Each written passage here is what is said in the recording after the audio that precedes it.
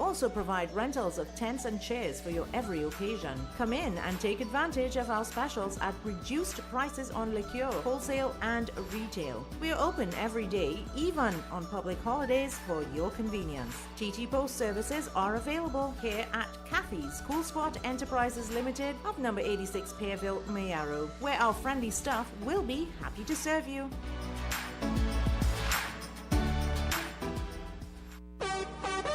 For quality items, visit Super Quality Supermarket of Endeavour Road, Chaguanas, and Trin City Industrial Estate in Trin City, as well as Quality Cash and Carry Supermarket, Cuba Car Park, for all your grocery items, liquor, fresh fruits, and vegetables, not forgetting their bed and bath section, and kitchen appliances for your home. With so many items to choose from, take advantage of our great prices and discounts at any of our 3 locations: Trin City Industrial Estate in Trin City, Endeavour Road, Chaguanas, and Cuba. For quality items, Super Quality Supermarket and Quality Cash and Carry Supermarket.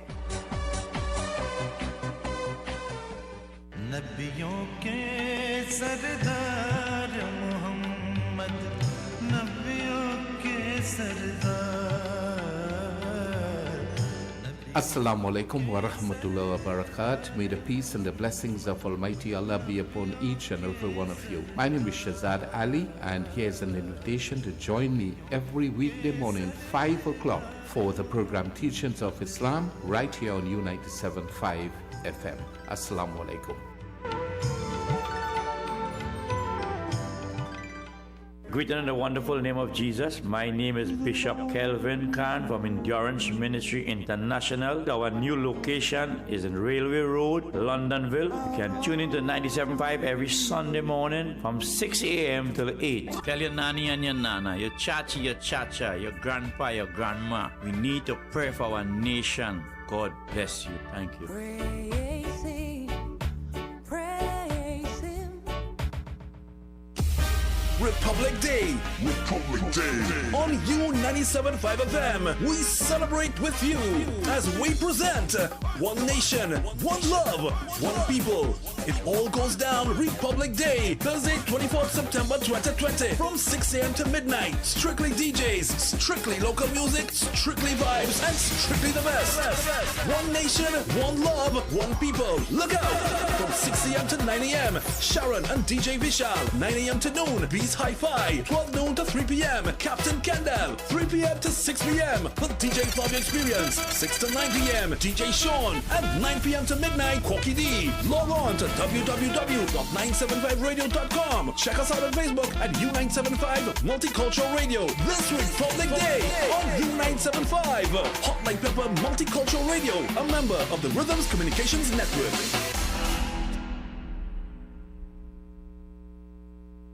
To you, Newsday Classifieds. Take Value Optical to be your partner. I do. I do. I now pronounce free eye test from Value Optical for Newsday Classified customers. Call the Newsday Classified reps for more information. You may now kiss the bride.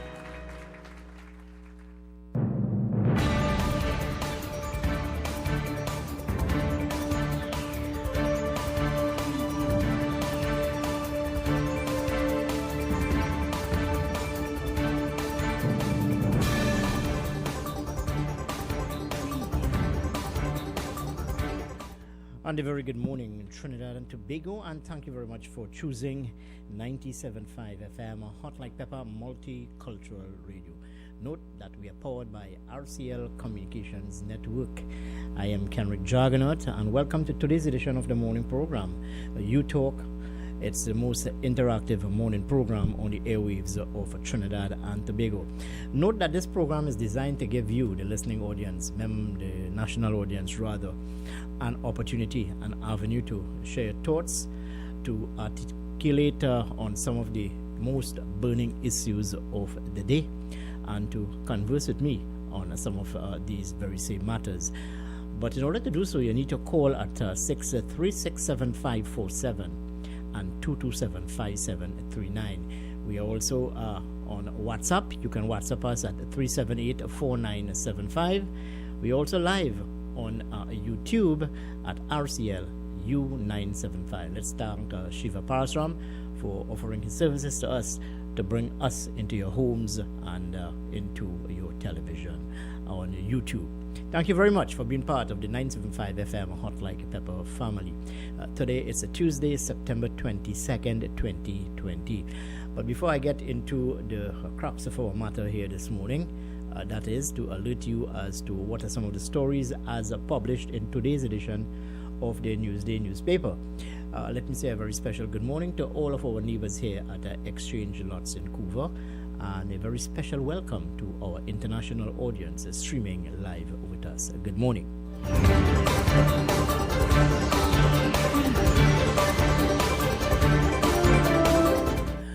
Well, let me keep you up to speed, abreast as to what are some of the stories published in today's edition of the Newsday newspaper. On the cover of today's edition, a mom of 7 dies in blaze, total destruction. That's the caption. Firemen at a house in Spring Garden, Tobago, which was destroyed on Monday morning by a fire which claimed the life of Lilga Alain Peters. Ex-chief magistrate claims resignation was forced. Well, this is a matter brewing for the last couple of days or so, threatened by CJ Archie.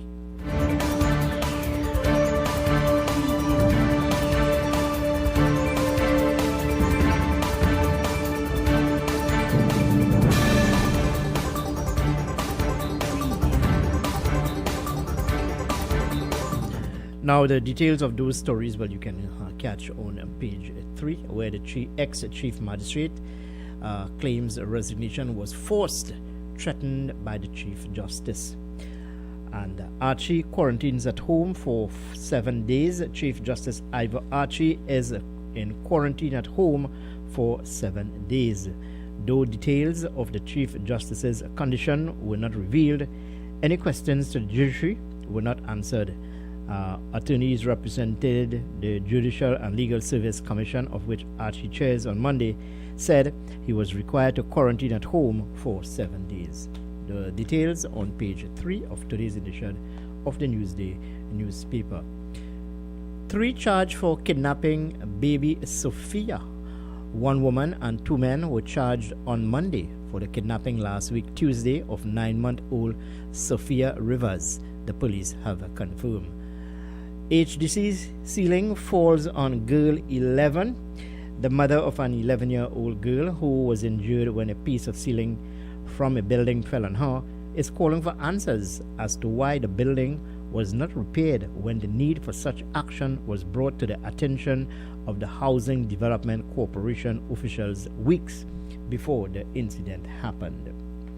Man shot dead on a job site. A 48-year-old worker was shot dead at a construction site in Trin City on Monday. Yes, the wave of criminality continues in Trinidad and Tobago. Health Minister reiterates COVID-19 protocols, pools still off limits. Yes, on yesterday, the Ministry of Health would have held a press conference / briefing, bringing to you information, sharing information with you. And it was impressed upon you, the people of Trinidad and Tobago, more so by Dr. Michelle Trotman, that we continue to adhere to the protocols, the guidelines as issued by the Ministry of Health. Failure to do so, well, we can continue to see a spike in the coronavirus. She said, wearing your mask, sanitizing, and social distancing are some of the key areas whereby we can prevent the spread of this disease. She said, too, that this coronavirus could be with us for a very long time. We're looking at about a year from now, or even more than that. So it's a very frightening situation. Cops get phone records for girl, 4 held in Morvan raid. More statements in police killings. Those stories are on page 6 and on page 7. Prisons Commissioner denies Venezuelan striking. Yes, and this story, interesting, over 1 year now. Minister of Finance Carl Imbert would have read the budget for 2020. The authorities are in the process of preparing the 2021 package, Well, listen to this. Light, literally, at the end of the tunnel. 400,000 to get LED bulbs. Interesting. Very interesting indeed. Let me share this first paragraph with you. The previous administration announcement of free LED bulbs for citizens will see the light from today, as the Trinidad and Tobago Electricity Commission will begin distribution of 1.6 million bulbs to 400,000 households. Shiva, I hope that you are in among those 400,000 households. 44 new cases Monday, no new deaths. Yes. Trinidad and Tobago has recorded 44 more COVID-19 positive cases. But hello, hold on, no new deaths. The ministry in its COVID-19 update reported the number of deaths remains stable at 65, while active cases now stands at, listen to this, 2,078.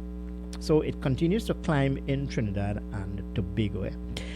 A total of 3,945 samples have tested positive.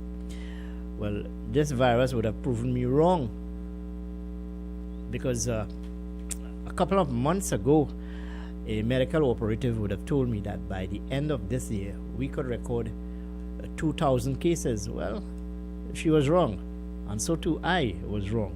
It's 3,945 samples have tested positive. So one would imagine by the end of this week, we can get close to 4,000 cases, which is a very frightening figure in a country of 1.4 million people. The People's National Movement opens nomination for THA elections. That story is on page 9.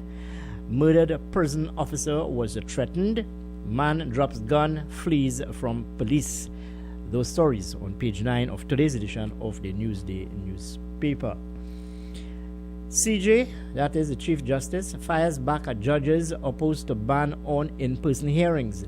Break rules at your own risk. Strong words there coming from the Chief Justice Iva Archie. That story is on page 11.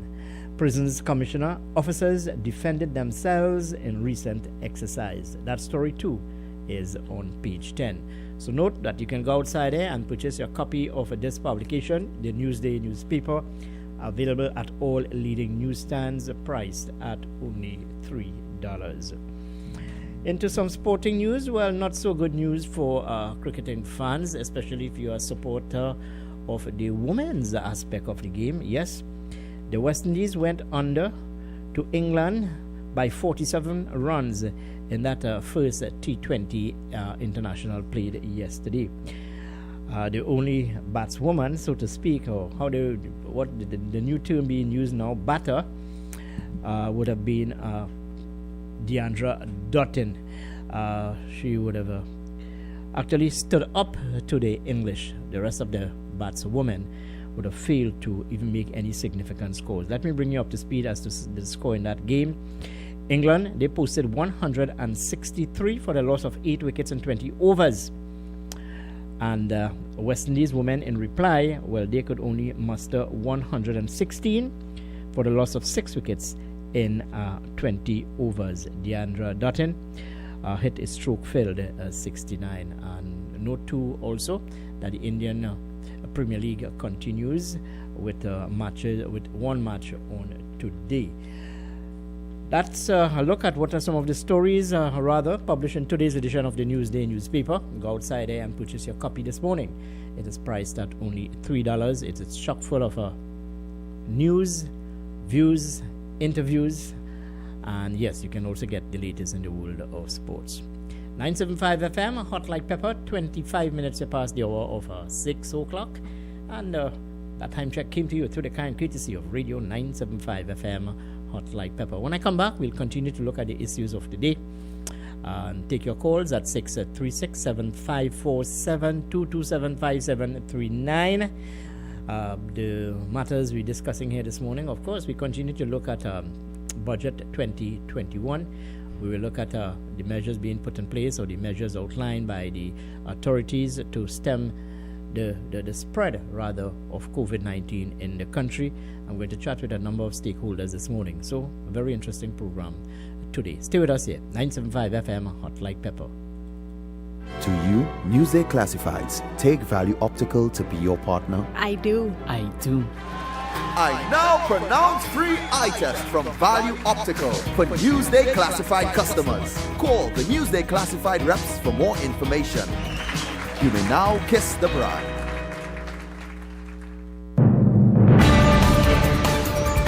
U97.5 Hot Like Pepper Multicultural Radio is now on Facebook. Like us, follow and share our page. We'll be sharing the latest news, tips and much more. You can also view what's happening in our studio. Find us on YouTube and subscribe to our channel at RCL U97.5. Gosh boy, I can't wait to be home now. Stuck in traffic again, Hare Babri. Well, guess what? Your day is about to get hotter than ever in the afternoon. It's the new afternoon drive time program on U97.5 FM, Hot Like Pepper Multicultural Radio. Tune in Monday to Friday from 3 p.m. to 6 p.m. with yours truly, the DJ Flavia Experience. Let's make it hotter than ever in the afternoon. Great music, great info, and great vibes. Hotter than ever in the afternoon. Monday to Friday, 3 to 6 p.m. on U97.5 FM, Hot Like Pepper Multicultural Radio. Greeting in the wonderful name of Jesus. My name is Bishop Kelvin Khan from Endurance Ministry International. Our new location is in Railway Road, Londonville. You can tune into 97.5 every Sunday morning from 6 a.m. till 8. Tell your nanny and your nana, your chachi, your chacha, your grandpa, your grandma. We need to pray for our nation. God bless you. Thank you. Praise Him. Praise Him. Republic Day. On U97.5 FM, we celebrate with you as we present One Nation, One Love, One People. It all goes down Republic Day, Thursday, 24th September 2020, from 6 a.m. to midnight. Strictly DJs, strictly local music, strictly vibes, and strictly the best. One Nation, One Love, One People. Look out! From 6 a.m. to 9 a.m., Sharon and DJ Vishal. 9 a.m. to noon, Beast Hi-Fi. 12 noon to 3 p.m., Captain Kendall. 3 p.m. to 6 p.m., the DJ Flavia Experience. 6 to 9 p.m., DJ Sean. And 9 p.m. to midnight, Corky D. Log on to www.975radio.com. Check us out on Facebook at U975 Multicultural Radio. This Republic Day on U975 Hot Like Pepper Multicultural Radio, a member of the Rhythms Communications Network.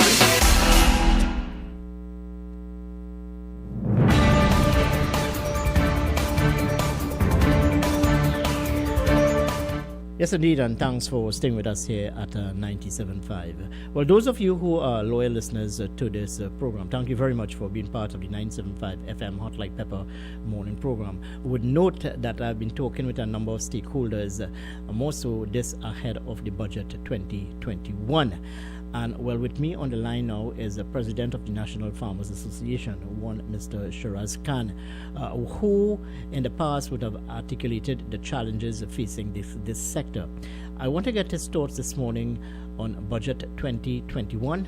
What is he expecting from this budget going forward, and some of the challenges being faced by his membership. Let's take him live on air. Good morning, Mr. Khan, and thanks for taking our call this morning. Good morning to you. Thank you. Good morning to you, and good morning to all your listeners. Well, I know prior to the 2020 general election, you would have been the voice of the farming community in this country, and you continue to articulate and voice concerns of this sector. Budget 2021. No doubt, according to Prime Minister Dr. Keith Rowley and Finance Minister Colin Imbert, one of the areas and the thrust rather is on agriculture to have what you call a buoyant economy. What are your expectations? What are you expecting from the Finance Minister in this package when presented on October 5th? Well, to tell you the truth, the among the years I've involved me and trying to negotiate and always trying to put proposals to them, I am really waiting on the 5th to see something, because at this point in time, I don't see any of their promises, because these are promises that were made year from year go by different governments, including this one, right? Prior to 2015, prior to the election of September the 5th, 2015, we signed an agreement. We signed an agreement that at that time was Jetaman and the Prime Minister. We had certain promises that was going to be made towards agriculture, and so none was fulfilled. In fact, they cut the budget by 50% from the 2014-2015 budget this last year. And I am not seeing anything in the pipeline that would suggest that they're going to give agriculture any kind of preferences or something like that.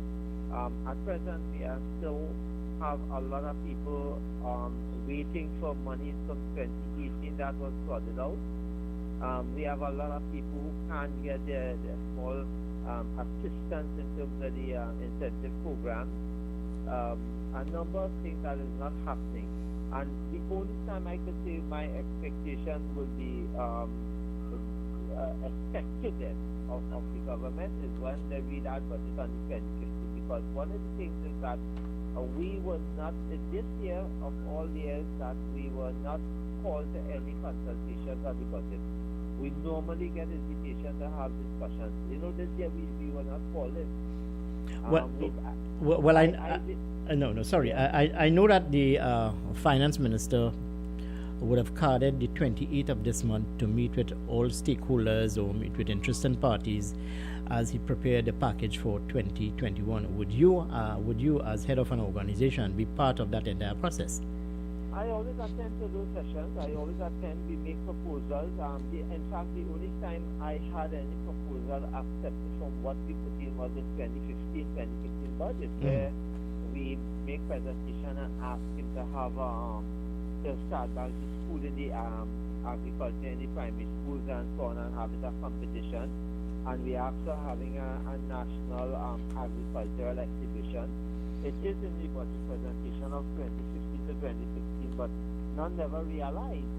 It never realized, but we didn't talking about one school in an area that they go and plant.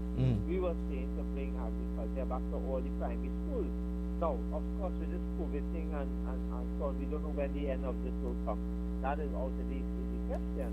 But the proposals that we keep making, in fact, it's just like when they present their budget, that they just pull the budget from some years ago and just make some changes.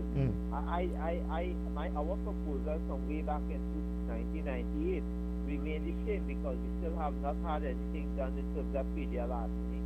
We still have nothing done in terms of really using the packing houses that is built throughout the country to satisfy the needs of the country, because those packing houses that was built and furnished in a way that when we have large production, large quantities, like what took place with the watermelon and tomatoes and all the different things within the past time here, was to take those things and put them and store it in the packing house, that when shortage comes, the consumers wouldn't face the brunt of the middlemen by jacking up prices.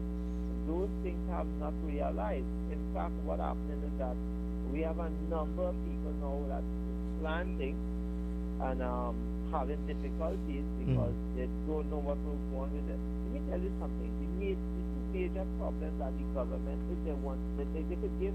Let me tell you something. They could give us $10 billion in agriculture. Right? There are some people will expose that and take a lot of those money. But let me tell you something. Nothing going to happen to us if they don't make a specific effort to give people before the middle of next year their land tenure. That if you need to put money, get $1 billion or $500 million, employ contractors, bring in a foreign one if you need to do, and just fast track the process of giving people their leases and so on. Right? The other thing is that even though with this COVID situation, you have importation of food coming in. When people can't travel, we have importation of food coming in into this country. Not in the bulk that it used to come before. But what I'm saying is that you need to deal with that area, those two major areas. Once people see, if you have a relative has a piece of land and cannot get regulated, he's not comfortable to plant in any large quantities and make it a viable structure that he's doing. If he has a document for his land, right, then he will go into mass production. Then we can continue to instead of bringing in goods to process, those large processors, we can now tell the farmer, well, look, we need some of this and that and the other to do processing. Because let me ask you something. We have done so much production in tomatoes that tomatoes are selling 7 pounds for $20. How much of those tomatoes have gone into making ketchup and tomato paste that we don't have to import those things to the fast food outlet? So, So you're expecting the same old rhetoric in the 2021 budget. Your concern, and your contention this morning is that one is of a land tenure, a ready market, and cold storage. You want to elaborate on that? Yeah, well, the thing about it is that those cold storage and we call it the packing house. We have the Namdesco packing houses, right? And those things were built to actually assist the farmer when goods are in a plenty on the market. And those things have not come into proper relationship with the farmer and the consumer. And we need those things, we need to stop happening with that. I mean, they say sometimes, they say, oh, you're complaining. It's not complaining. I'm presenting. I'm presenting the problem that we need to find solution. And we are always willing to talk. Now, take for instance, yes, because you cannot have any large sections or gathering of people to sit down and discuss something. But you can ask, if the Ministry of Agriculture normally would call us and ask us what we want in presentation, we pull out the document and see what we need to add it and send it up to them. Then that has not happened for about 3 or 4 years now. In the Ministry of Agriculture, it happened in the Ministry of Finance, right? But the talk shop, my brother, I don't know how much people, I am getting fed up in the talk shop because we keep saying the same thing over and over. People saying, oh, when they interview me, I'm saying, but it's the same problem we have had for 50 years. The same land tenure problem, the same packing house problem, the same importation, the same not paying up the subsidies because the Ministry of Agriculture said that they didn't have money, all they had money was for is the paying of the subsidies. Because in 2014, the last budget was $1.5 billion, right? Not that I'm saying that was enough, but from moving from 2040 to $1.5 billion to agriculture to $778,000 is a gross disrespect. So giving us more money now and not policies doesn't make any difference except for somebody else to pocket it. All right. Not the agriculture sector benefiting. Okay, Mr. Khan, with the trust now on agriculture, as I said, to create a buoyant economy, what about additional incentive to encourage young minds, young entrepreneurs to get involved in agriculture? It's an area which you would want to explore, yes? Of course. We have always been, my word for saying what you said in those fancy words, my word was normally would be make agriculture sexy. Just to make it attractive, right? To make it attractive. Now, you cannot ask, and I know a number of young men young men and women got into agriculture. And what happened, I have a very good young and enthusiastic, vibrant young man. He and his girlfriend started planting cauliflower because they realized that and they planted cauliflower and they couldn't recover the money from 1 acre land. They really worked hard. Now, how could that be an incentive for another young farmer to get into it? In fact, since that, his wife went to work, got locked out there because of the COVID, and he is working doing mechanic work, right? But these are people that we really want. So you need to put something in place, and what needs to be put in place is a market, a constant, good market that people, and NAMDESCO have to get more from where they're sitting. And really, the farmers market is not the end all for the farmer. The farmers market is one of the areas where the small farmers can go and sell the produce. Fine, but they need to do something more so and have products in a way that let me tell you something that is needed in this country from NAMDESCO and the Ministry of Agriculture. We have different soils in this country. We have different compartments developed for production of certain things. We need to have areas where we can produce different things without having a glut on market. Because take for instance the Mayaro area, the Mansalina area, they grow a lot of beautiful watermelon. We should be having that area produced in such a way that we can even export our melon. Because if we can have some of the best honey and some of the best cocoa and so on, can we have some of the best watermelon in the country because we have the best soil, the best knowledge and all of that? We can export those things because we must not only import melon, we can show people that we have beautiful sweet sun-ripe melon coming from the Mayaro area, the Kunahan area, the Mansalina area, and look to export that. We need to look at those areas where we can help the farmers to realize some profit from the from hard work, rather than some middleman come and ripping them off and giving them local sites and selling it for export sites. You know, and so we need to have some of those initiatives taking place. When they say, when they read that out in the budget, if they're going to do those things on the shift and put it into two different things, because I know you as a reporter, you have to be balanced. But I know you know a number of things that was coming from way back when never ever realized after the next budget come up and they just rehash the whole thing and talk about it. Right? Well, I share your thought because I'm always of the view that agriculture gets lip service in the country and they get the smallest piece of pie from the budget. But having said that, you have been advocating and encouraging young people to get involved in agriculture to reduce the food importation bill. But one of the concerns of budding young business people today wanting to get involved in agriculture is the ease of doing business. That is to say, the necessary red tape protocol. And this is an area that seems to be quite frustrating to the young minds outside there. Share your thoughts with me on that. Okay, when Mr. Vasan Bharat was the Minister of Agriculture and was working with Ministry of Trade and he was looking at how to make doing business in this country easy.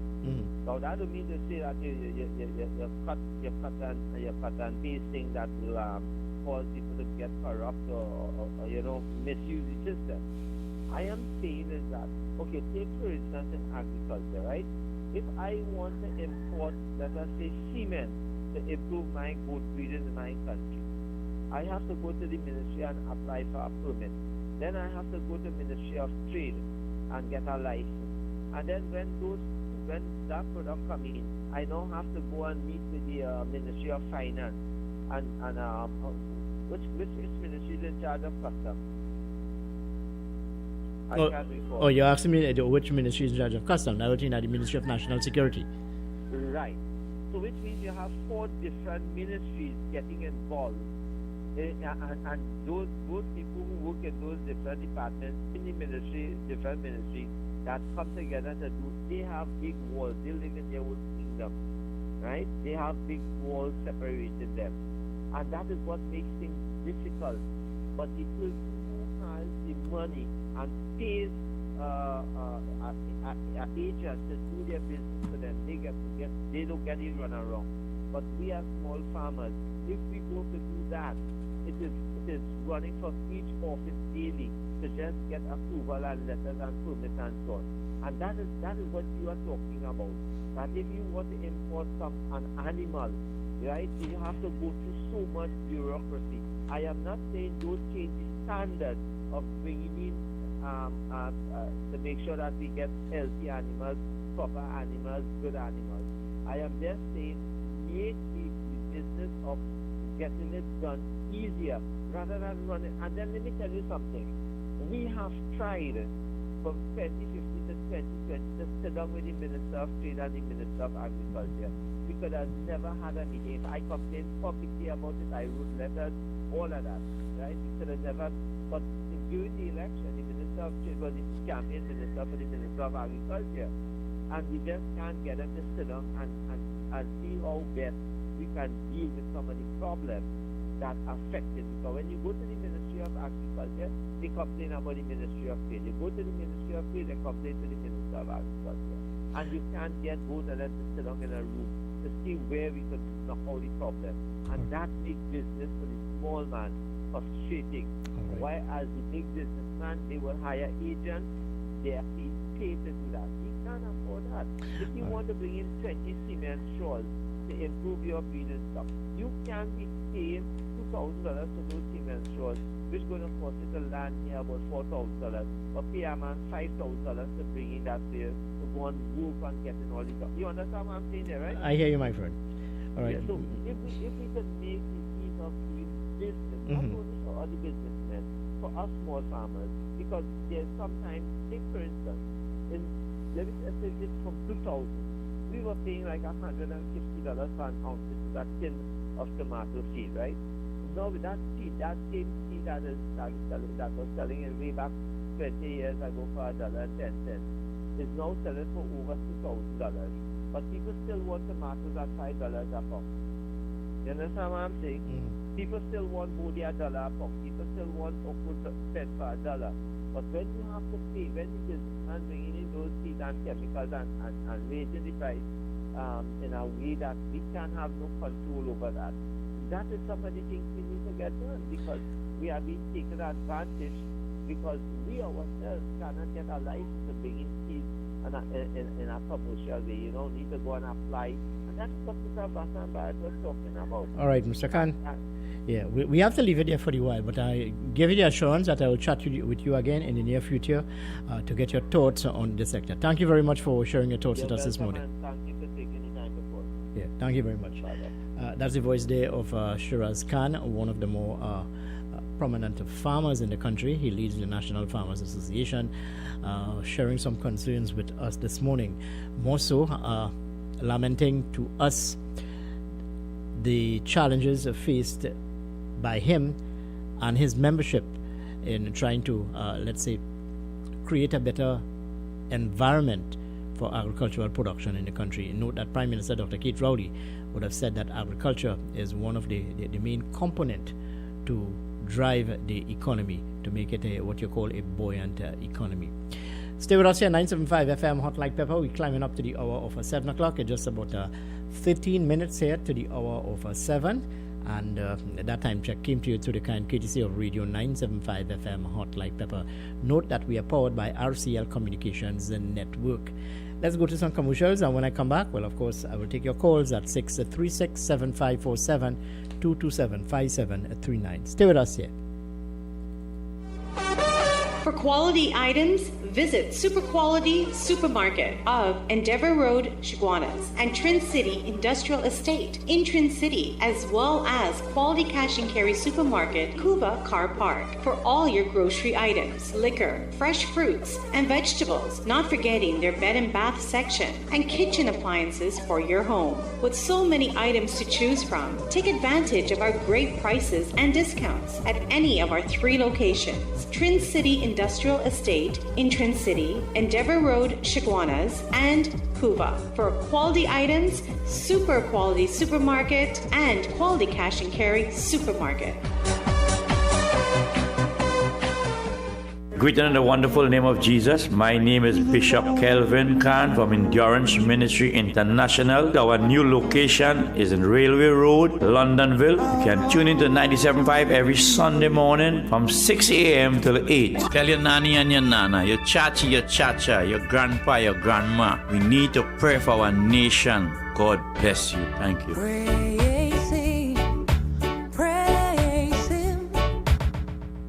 U97.5 Hot Like Pepper Multicultural Radio is now on Facebook. Like us, follow and share our page. We'll be sharing the latest news, tips and much more. You can also view what's happening in our studio. Find us on YouTube and subscribe to our channel at RCL U975.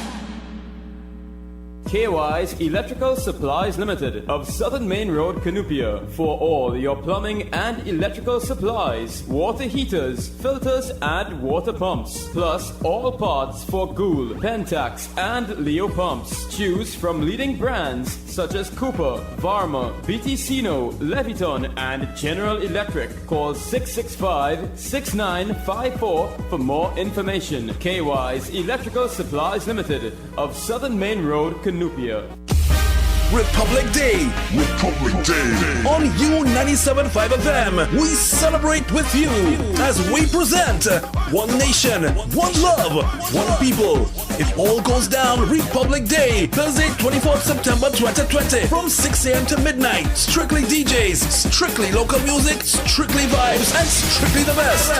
One Nation, One Love, One People. Look out! From 6 a.m. to 9 a.m., Sharon and DJ Vishal. 9 a.m. to noon, Bees Hi-Fi. 12 noon to 3 p.m., Captain Kendall. 3 p.m. to 6 p.m., with DJ Flavio Experience. 6 to 9 p.m., DJ Sean. And 9 p.m. to midnight, Corky D. Log on to www.975radio.com. Check us out on Facebook at U975 Multicultural Radio. This Republic Day on U975 Hot Like Pepper Multicultural Radio, a member of the Rhythms Communications Network.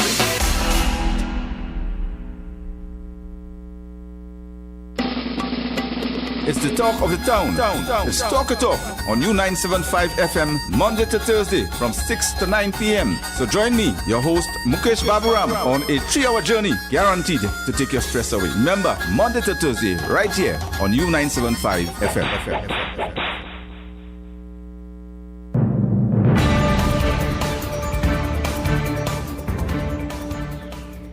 Yes, indeed, and welcome back to 975 FM, Hot Like Pepper. We're climbing up to the hour of 7 o'clock, just about 8 minutes here to the hour of 7. And that time check came to you through the kind courtesy of Radio 975. Let me keep you up to speed as to the stats as it relates to this pandemic. Well, globally, 31,346,086 total number of cases. That is globally. Deaths, 965,294. And closer to home now, looking at the United States of America, total number of cases 6,858,130. Deaths 199,890, bordering on the million. And in our own situation here in Trinidad and Tobago, number of positive cases 3,945, deaths 65, tests submitted 29,328, discharge 839. So that's those are the figures. Just be mindful that the number of positive cases as of this morning, well, it stands at 3,945. And yesterday, at that press briefing, the media briefing hosted by the Ministry of Health, some of you outside there who you must take the opportunity, make it your business to listen to the press conferences as hosted by the Ministry of Health, and you will get the necessary information. And the Minister of Health, Terence Dialsing, yesterday said that the challenge now facing the authorities is not in terms of testing, because they would have ramped up their testing. Testing are now being done in a speedy manner.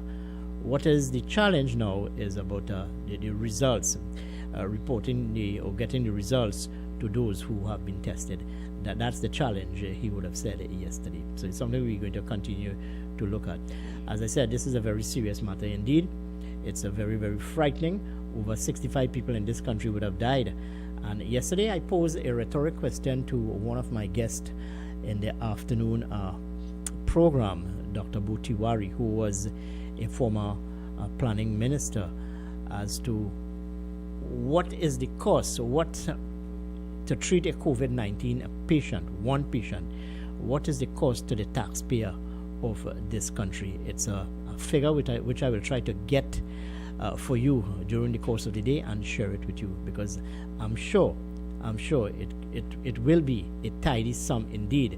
So if you have let's say thousands of cases in the country, the quantum, the money which taxpayers have to fork out to treat that patient, as I said, could be a very tidy sum indeed. And one must also take into consideration the PPE, that is a personal protective equipment, more so for those frontline workers.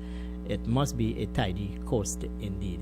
So we need to look at all of that, and more so as we look at the preparation of the budget 2021. We don't know what is the allocation. We can only speculate what is the allocation to the Ministry of Health. No doubt, national security, the Ministry of Health, two of the ministries that get the bigger chunks, the bigger piece of the pie, the national budget, of course. So that's some of the concerns we want to discuss with you here this morning. 975 FM Hot Like Pepper, and also there's this brouhaha being developing between Chief Justice Ivor Archie and Marcia Ayers Caesar. And one of the headlines in one of the daily newspapers today, CJ's threat, Ayers Caesar versus Archie case starts virtually. Ex-Chief Magistrate insists she was coerced into quit, and she tells court resignation was secured illegally. We're preparing for the 7 o'clock newscast with Nicole Dookie, and of course when we come back we'll continue with the second hour of today's edition of the morning program, UTalk 975 FM Hot Like Pepper. Let me keep you a bit entertained this morning as we go straight up to the 7 o'clock newscast. 975 FM Hot Like Pepper, the morning program. Stay with us here.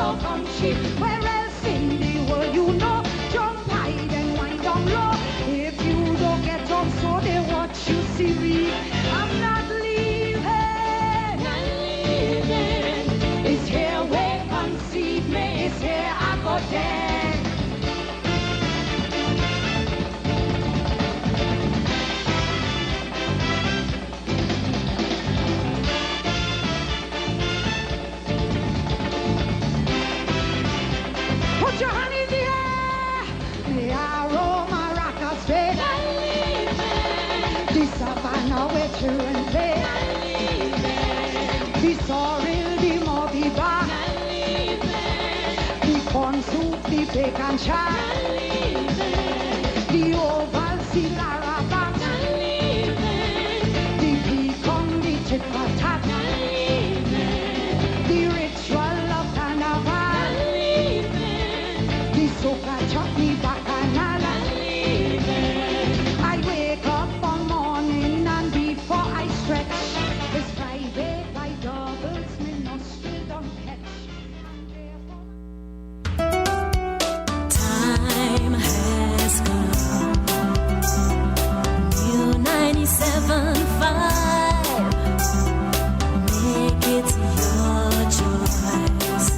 Something for everyone. 97.5 FM. Music for you. It's all about you. U97.5 FM, Hot Like Pepper, Multicultural Radio. Power to the listeners.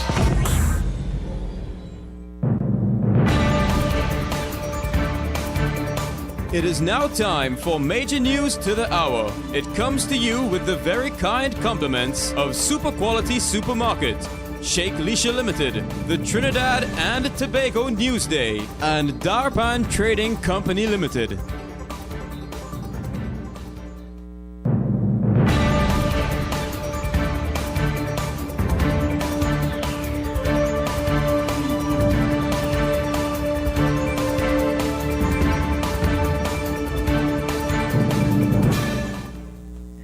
This is the 7 a.m. news on 97.5.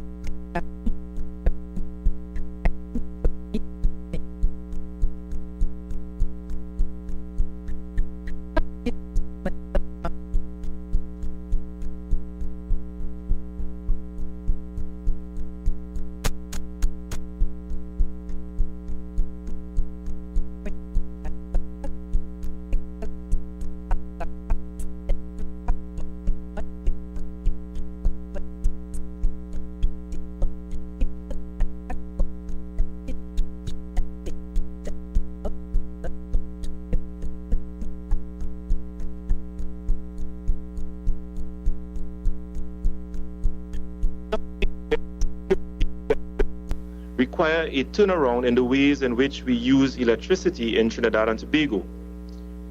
The truth is that we, the consumers, do not bear the full cost of electricity that keeps our lights on and our appliances running. In fact, the average account holder enjoys a subsidy of over 80% on their bills as a result of the preferential rate that TNTEC pays for natural gas and the fact that the full production cost is not passed to the consumer. Minister Gonzalez said the distribution of LED bulbs will begin today. He said these bulbs were acquired at a cost of $8.8 million. As I said before, the distribution of LED lights to households across Trinidad and Tobago is just one of the projects proposed by that committee. The bulbs, which were supplied by Nova Lighting Trinidad and manufactured by Emitter Energy Incorporation, cost taxpayers a total of $8.8 million, and their distribution will be facilitated by TNTEC. The Public Utilities Minister said this is just one of the many initiatives aimed towards energy saving in this country. Government is currently developing and implementing a number of other initiatives that are geared towards diversifying our energy mix. These include the construction of 1.4 megawatt alternating current solar generator at the Piaco International Airport, the construction of a utility-scale solar project that consists of 2 solar photovoltaic plants, one at Brechin Castle and the other at Trin City. The project was conditionally awarded in February of this year to the consortium of BP, Shell and Lighthouse BP, and construction is expected to begin in the latter half of 2021.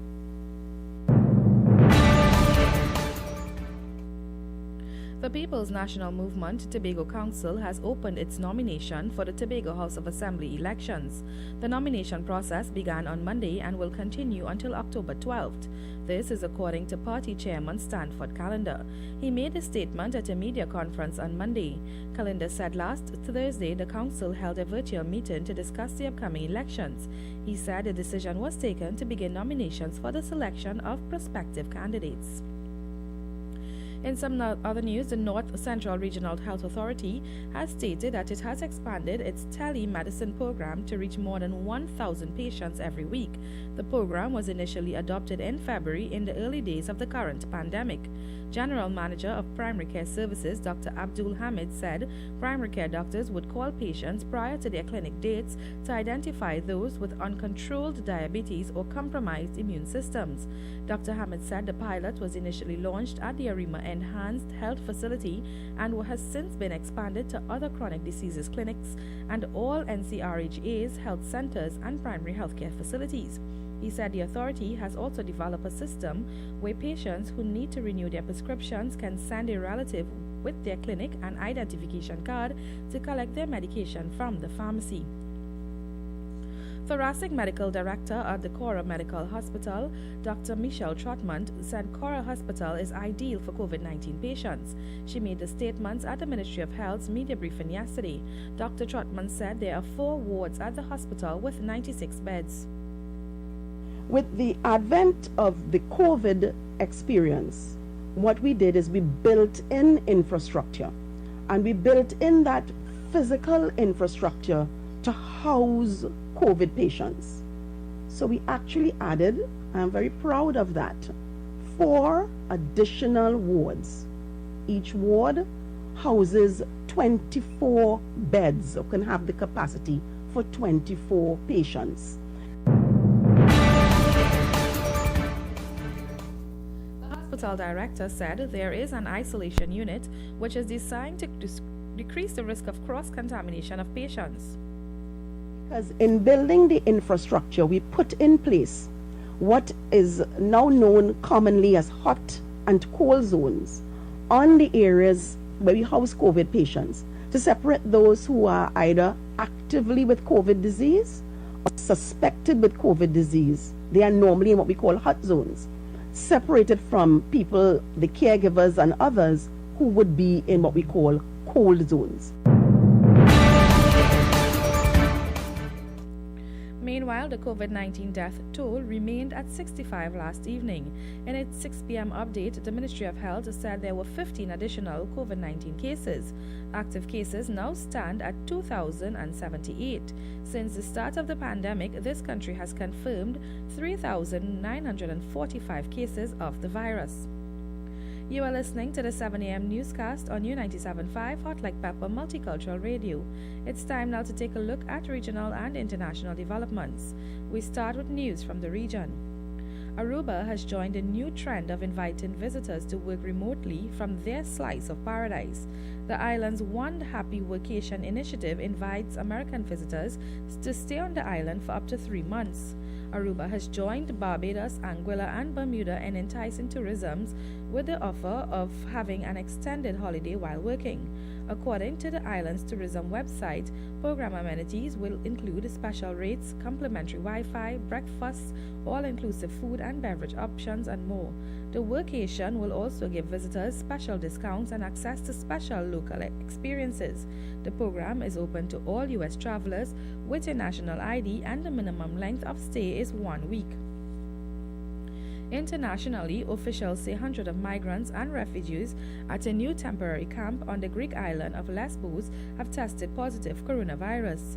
More than 240 people returned positive after 7,000 tests were conducted at the camp on recent days.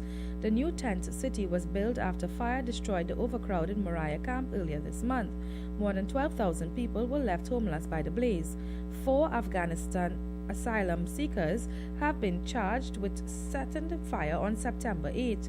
The Greek government has said they were protesting against lockdown measures introduced after a coronavirus outbreak at the site. In news of the weather for the period today until tonight, Trinidad, Tobago and the Lesser Antilles predominantly hot and sunny with brief isolated showers.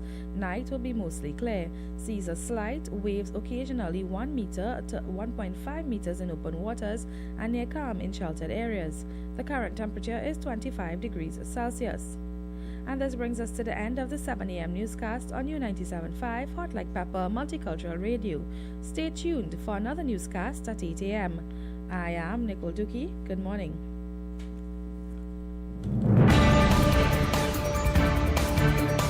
That was Major News to the Hour, brought to you with the very kind compliments of Super Quality Supermarket, Sheikh Leisha Limited, the Trinidad and Tobago Newsday, and Darban Trading Company Limited. A&S Hardware and the General Contractors Limited of 107 Bonaventure Road in Gasparillo. For all your hardware materials from foundation to finish. Not forgetting all your general contracting needs. We have it all at A&S Hardware and the General Contractors Limited, located at 107 Bonaventure Road in Gasparillo. Just call Tiki Ali at 650-2180. A&S Hardware are wholesalers and retailers of plywood, an assortment of lumber, galvanized pipe, hollow section, and steel. Customers can enjoy special prices on white pine and pitch pine doors. We shopping at Durban Supermarket. Hey, come down. We'll value at Durban Supermarket. Shop now at Durban Supermarket. Come to Durban Supermarket. We got the best prices for your pockets. Get real value for your money. Durban Supermarket treats you like family. Nothing overpriced, it's guaranteed for sure. Save big at Durban and shop even more. Real value to Durban Supermarket. We got the best prices for your pockets. Take advantage of unbelievable deals at Durban Supermarket, number 28 Foster Road in Sangre Grande. Durban Supermarket and Investment Limited, giving you real value for your money. Kathy's Cool Spot Enterprises Limited, number 86 Pearville, opposite the TSTT Exchange in Mayaro. We specialize in all types of meats, dry goods, liqueur, beverages, ice, LPG, gas, motor oils, stationery supplies, and photocopying. We also provide rentals of tents and chairs for your every occasion. Come in and take advantage of our specials at reduced prices on liqueur, wholesale and retail. We are open every day, even on public holidays, for your convenience. TT Post services are available here at Kathy's Cool Spot Enterprises Limited of number 86 Pearville, Mayaro, where our friendly staff will be happy to serve you. नबियों के सरदार मोहम्मद नबियों के सरदार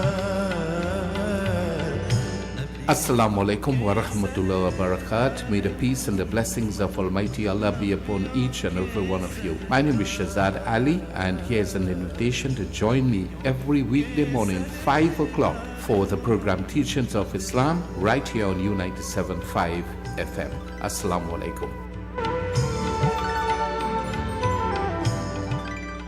Greeted in the wonderful name of Jesus. My name is Bishop Kelvin Khan from Endurance Ministry International. Our new location is in Railway Road, Londonville. You can tune into 97.5 every Sunday morning from 6 a.m. till 8. Tell your nanny and your nana, your chachi, your chacha, your grandpa, your grandma. We need to pray for our nation. God bless you. Thank you.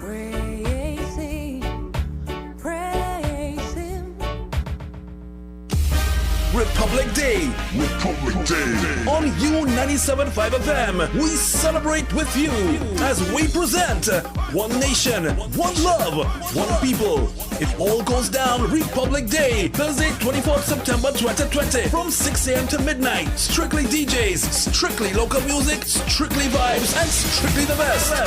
One Nation, One Love, One People. Look out! From 6 a.m. to 9 a.m. Sharon and DJ Vishal, 9 a.m. to noon. Beats Hi-Fi, 12 noon to 3 p.m. Captain Kendall, 3 p.m. to 6 p.m. The DJ Flavio Experience, 6 to 9 p.m. DJ Sean, and 9 p.m. to midnight, Corky D. Log on to www.975radio.com. Check us out on Facebook at U975 Multicultural Radio. This week, Public Day on U975. Hot Like Pepper Multicultural Radio, a member of the Rhythms Communications Network.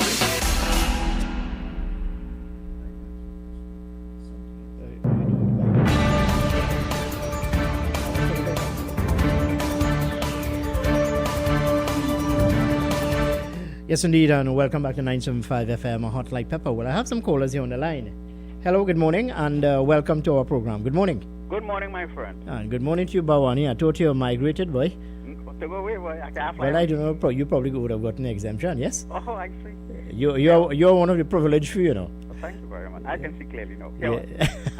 No pun intended, yes? No, I want to go to a serious topic, but before I go there, I want to congratulate U97 on the program initiative for Thursday. Uh-huh. It's an excellent one. I see all your DJs line up. Yeah, well, we're trying to be all local on that day. That is nice. So, yeah, I think I need a little rest, boy. Yeah, man. Right. Now I can see clearly now. Mm-hmm. Because I could go to T and Tech with my bill. And get 4 bulbs. And get 4 LED bulbs. Mm-hmm. So I did live up to that promise. I thought I will admit that, because of the COVID, they probably, hold back on it. Well, no, but I have a question and I have a concern. And you would agree with me, Bawani, that there are a number of people who live in homes, or rather, who houses, they pay their electricity bill, but the house or the property does not belong to them. So what's going to happen? You still have to provide your identification card, yes? Well, you got to walk with your bill. No, you're walking with your bill, yes, and but the bill is not in your name. If you understand my argument. Well, I don't know how they gonna have to work out something like that. Mm-hmm.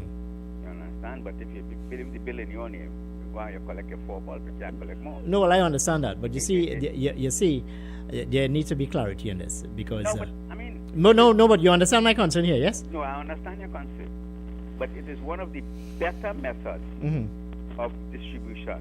No, and it's one of the better ways to ensure that people pay the bills on time. And the other thing, Tiantec is not. I mean, from that angle, they're a little more transparent than some other agencies. Mm-hmm. Right, so I want to applaud that initiative, but 4 is not the stopping point. You have to get the rest for yourself. Mm-hmm. You understand? I know who has less bulb and who has more bulb. No, well, I understand the objective of this distribution LED is to create a better, more healthy environment. Yeah. Well, I started to buy LED since I started to change bulbs this year. Mm-hmm. So I start my process already. But it's a good initiative, and it's something that all of us should follow pattern and say, well, look, we have to go LED because that is the most economical stuff. All right. So what's else on your mind this morning, Bawani? Well, I am sure because I come with that topic in mind. Mm-hmm. What is on your mind? Well, on my mind is, of course, the budget 2021. And yesterday I would have hosted Ved Sriram, a former banker and economist, and also to former planning minister, Dr. Botiwari. And they do not envy the finance minister, period. I too. Because he is in a place where whatever decision he takes could have repercussions on the society. The only thing I would suggest to them, and this is within reason, you see all those mega projects about highways of one thing, just hold up on that for now. Yeah, but that in a sense would create or ignite employment, especially among the construction sector. It will, but I mean, you can't pay everybody because you don't see that your recurrent expenditure on the average is $42 billion per year, right? How you're going to get extra money to fund your development projects is what is going to be important. Well, one of the ways you can you can raise revenue is by dipping into the Heritage and Stabilization Fund. But you need, if there's a certain figure, if you go beyond that, you have to go to Parliament to get the necessary approval. Well, I think they might. You know how much money the fund have right now, but I think they might very well have to take out at least 50%. No, but it's a very grim situation we are facing in the country, because as a people, we have grown accustomed to a level of life in this country. Yeah, a lifestyle and a standard. Right. That's hard to And for us to make certain adjustments now, it's very, very difficult. Look, let's be honest, Bawani. A number of people would have lost their jobs. A number of business places would have closed. People are finding it very difficult to make ends meet. To impose greater taxes, more taxation on the population is a no-no at this time, because there are a number of people outside there who depend on the government for some sort of relief. Yeah. Now, the Prime Minister in the past would have said that the people of Trinidad and Tobago should wean themselves off the government. But yesterday, Ved Sriram would have made a point. He said maybe we should start from the top, make adjustment to the top. And in essence, he is calling on members of parliament and government ministers to take a cut in salary. I don't know if my apologies. I don't know if they are prepared to do such. I don't think so. I think the reality, you remember what Robinson did in 87? Yeah, that is in 86, yeah. Cut all salaries by 10%. I think given the present situation and the fact that more people working from home, you could do that for an initial period of 2 years. You understand? Now, I know the unions can make noise, but that's their problem. You understand? But everybody have to make a little sacrifice. Yeah, but making cuts to people's salary, I don't think that's the problem, because you need money into the system to have what you call a buoyant economy. If you do not have spending power, how are you going to, let's say, have a quote-unquote buoyant economy? All right, here this one, Kenrick. You're working, let me say, practically 10 days for the month. 1 day on, 1 day off. Right? And you're still receiving $50,000 a month. Is that fair? Well, I understand your argument.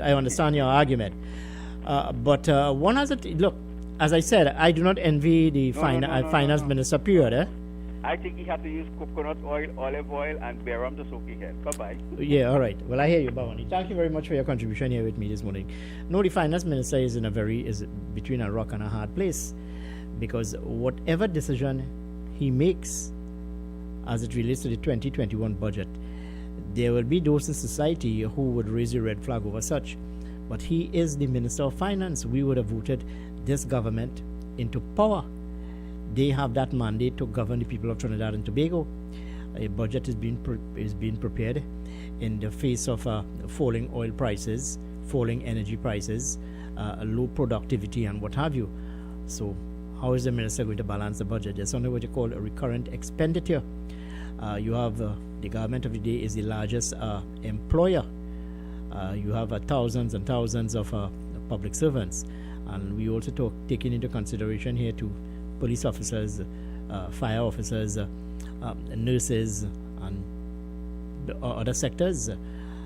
So where are we going to get money from? And yesterday I raised this question with Vir Sriram and Dr. Butiwari, and there are some measures which the minister can explore. One is widening the tax net. That is to say, a number of people outside there are delinquent. That is delinquent in the sense that they manufacture and look for all sorts of reasons not to pay the taxes. Hold them into the loop and ensure that the taxes are paid. Other than that, you can increase taxes, additional taxes, new taxes, but you cannot tax the people into poverty. You can also dip into the Heritage and Stabilization Fund, but that's another kata altogether. So where is the minister going to get money from to run the affairs of Trinidad and Tobago? This is the big question indeed. Also, a number of businesses would have shut their doors. Those who are still operating would have made calls for a business subsidy, which is something that they are hoping that the Minister of Finance will look at. So this package, 2021 budget, note that it will be presented to us, the people of Trinidad and Tobago, on the 5th of October. The package is a very interesting one indeed. I mean, I would have been in the media for over 35 years, and I can tell you it's the first time since 1986 that so many people are interested to hear what the finance minister have to say in a budget presentation. Hello, good morning, and welcome to 975. Good morning. Morning, Trinidad and Tobago. Morning, Mr. Kenrick. Morning to your news feed. And good morning, Mr. Princestown. And how are you this morning? Yeah, Mr. Kenrick. I do think, based with the pandemic we had in the country, that hit the country from around March where we made the shutdown, right? Preparing the budget, I don't think the government had enough time to prepare a budget, because at the end of the day, the internal trimmings, right? You're looking at generally, you're watching where you can raise taxes and so on. Like last time when they brought the VAT at 12%, certain things went up and went more expensive, and when it was 50. And that is an easy way, but at the end of the day, the internal trimmings, the point I raised yesterday, where the internal running of the country in terms of ministry and so on, there are plenty trimmings that can be done and savings. Because I can remember, if you can remember, recall, the other ministry one minister, and that is what when I purchased a Porsche. I remember the custom with the Toyota vehicles, and he went and purchased a Porsche under his tenure as minister, which wasn't really necessary. Which that vehicle was nearly half a million or nearly close to $750,000 more than the other vehicles that they were custom using. And it was not to say that any carrying to do anything, it was just a matter of a country and that balance thing. And those trimmings within the ministries and within the internal running of the country need to be addressed. First, I don't think there is enough time to address that in a holistic way before I present this budget. So maybe you can present the budget, yes, but they have to give the country an assurance where you'll adjust all the internal, look at all the internal ministries and where we can trim. And I know we can trim plenty. Yeah, but no, hold on. Hold on. You're talking about trimming. You're talking about certain cutbacks. You're talking about adjustments. Yeah. But don't you think that the people of Trinidad and Tobago, or rather, I'm sure that you're of the opinion that the people of Trinidad and Tobago cannot take any, let's say, serious or let's say adjustments in their salaries. Already people cannot even tighten their belt. I look at the salary now, looking at general money that is spent within ministries for different services and so on that can be adjusted. In terms of like you could purchase sales and a lot of things that have been going on between these different ministries. Many years, look at the other day we had a little, we can't comment on it, the little alleged mismanagement that is the EDBM. I mean, these are things that can be looked at again. You know, those are things that are overlooked in the past. And now we have to look at that. We have to, because the money just not there. All right, well, hold on. Share your thoughts with me, because this was thrown out to me yesterday by Vade Siram, that maybe our government ministers, members of parliament, should take a cut in salary. Well, because if you had started adjustment and you're serious about Trinidad and Tobago, and you're asking the national, right? This is what I'm saying, and you're asking nationals to bend backwards, to take a cut and make certain sacrifices. What about you? We had to talk to the Prime Minister. They got trim, man, and that is fair enough, because if you're asking the public to take the grind, and you have a lot of perks and different assistance to your salary, which the public generally doesn't have, and you're asking them to take action. Because I hear you. And if they don't do such, when I say they, the decision makers, the policy makers, they don't do such, make adjustment to their let's say salaries and perks and what have you, it will be viewed with suspicion by the public outside, because here it is, you're asking the public to make certain adjustment, to make certain sacrifices, but you continue to live high off the hog, so to speak. You continue to enjoy what life has to offer, the best in life. We are all in this together. You cannot tell me we are all in this together where you continue to live a certain standard of life, and rightly so too, because you would have worked hard. But you cannot ask me or the normal man outside there to make certain adjustments when you are not prepared to do such. So it has to start from the top. I don't know what your thoughts outside there, but maybe you can share it with me this morning. It's just about 29 minutes past the hour of 7 o'clock, and that time check came to you through the kind courtesy of Radio 975 FM Hot Like Pepper. Note that at around 7:30, I'll be presenting to you our COVID-19 feature. Note that this feature is coming to you with the compliments of Barlow Engineering and Construction Services Limited. Let's thank the management and staff of Barlow Construction and Engineering for partnering with us here at 975 FM Hot Like Pepper. Let's take this call on the line. Hello, good morning. Ooh, I'm sorry to miss your call, but you need to call me back at 636-7547, 227-5739. Well, since the spike of COVID-19, remember we would have had the spike just after the general election of 2020, a number of questions would have been raised, concerns would have been raised as to what are the reasons why we are experiencing such a spike in COVID-19 in Trinidad and Tobago. Note that over 65 people would have died already, and we are getting closer to 4,000 positive cases. In your humble opinion, people outside there, what do you think are the reasons for the spike in this coronavirus? What are the reasons? If you listen to the conference yesterday, the Ministry of Health briefing, there's no empirical evidence to suggest it's as a result of, let's say, carnival, 1.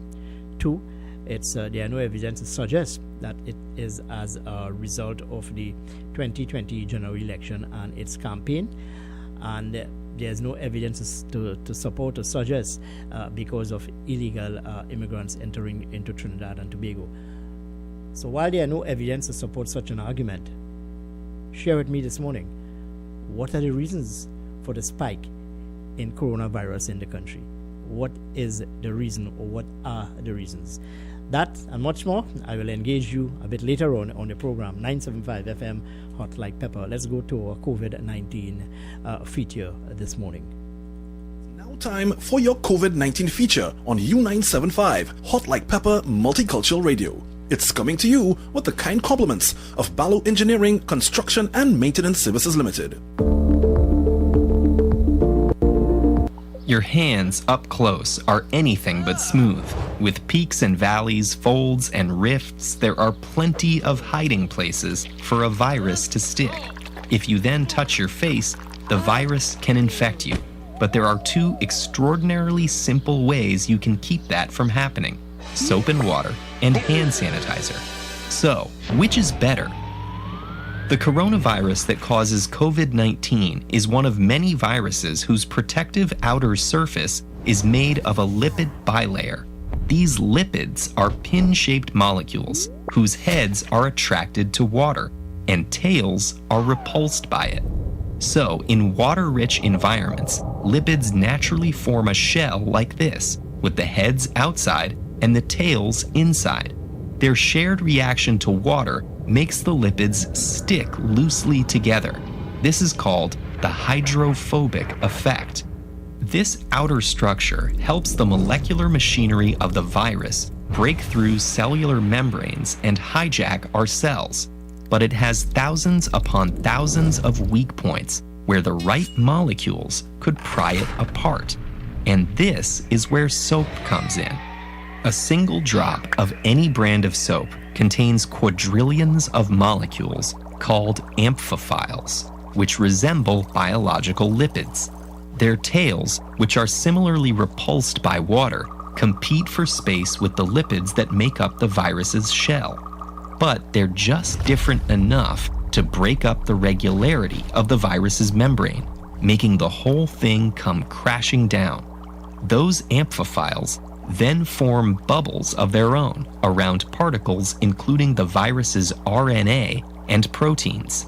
Apply water and you'll wash that whole bubble away.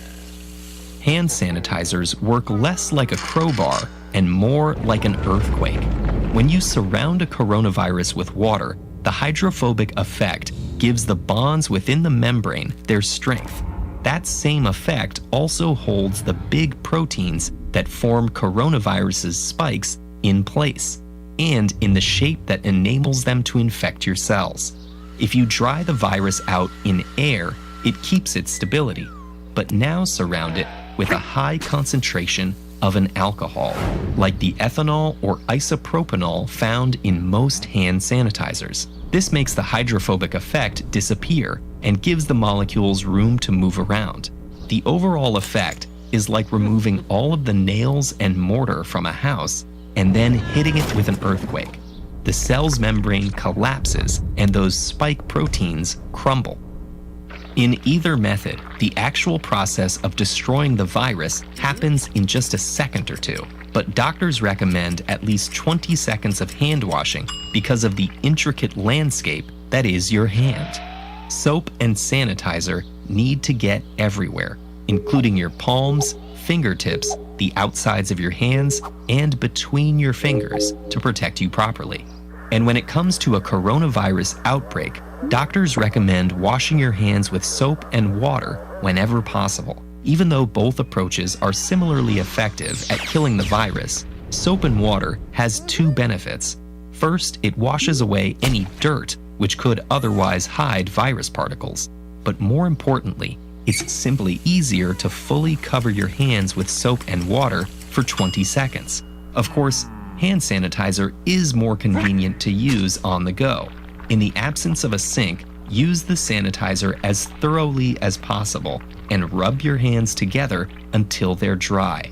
Unfortunately, there are billions of people who don't have access to clean drinking water, which is a huge problem at any time, but especially during an outbreak. Researchers and aid groups are working to provide solutions for these communities. One example is a device that uses salt, water, and a car battery to make chlorinated water that kills harmful pathogens and is safe for hand washing. So wherever possible, soap and water are recommended for a coronavirus. But does that mean it's best for every viral outbreak? Not necessarily. Many common colds are caused by rhinoviruses that have a geometric protein structure called a capsid instead of a lipid membrane. The capsid doesn't have nearly as many weak points where soap amphiphiles can pry it apart, so it takes longer for soap to be effective.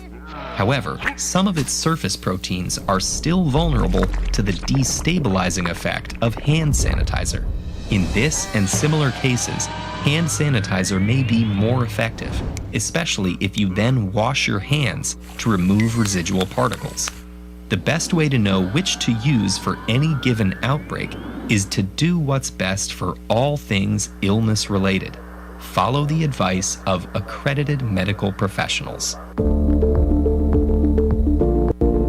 That was your COVID-19 feature on U975 Hot Like Pepper Multicultural Radio. It was brought to you courtesy Balo Engineering, Construction and Maintenance Services Limited.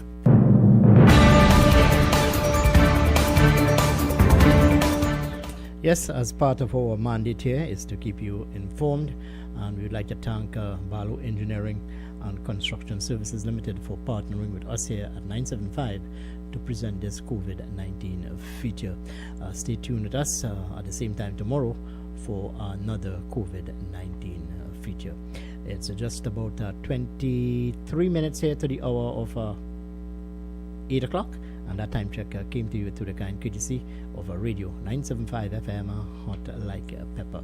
Let's go to some commercials this morning, and when I come back, of course, we'll continue to take your calls at 636-7547 and 227-5739. Stay with us. Shopping at Durban Supermarkets. Hey, come down. We'll value at Durban Supermarket. Shop now at Durban Supermarket. Come to Durban Supermarkets. We got the best prices for your pockets. Get real value for your money. Durban Supermarket treats you like family. Nothing overpriced, it's guaranteed for sure. Save big at Durban and shop even more. Real value to Durban Supermarket. We got the best prices for your pockets. Take advantage of unbelievable deals at Durban Supermarket, number 28 Foster Road in Sangre Grande. Durban Supermarket and Investment Limited, giving you real value for your money.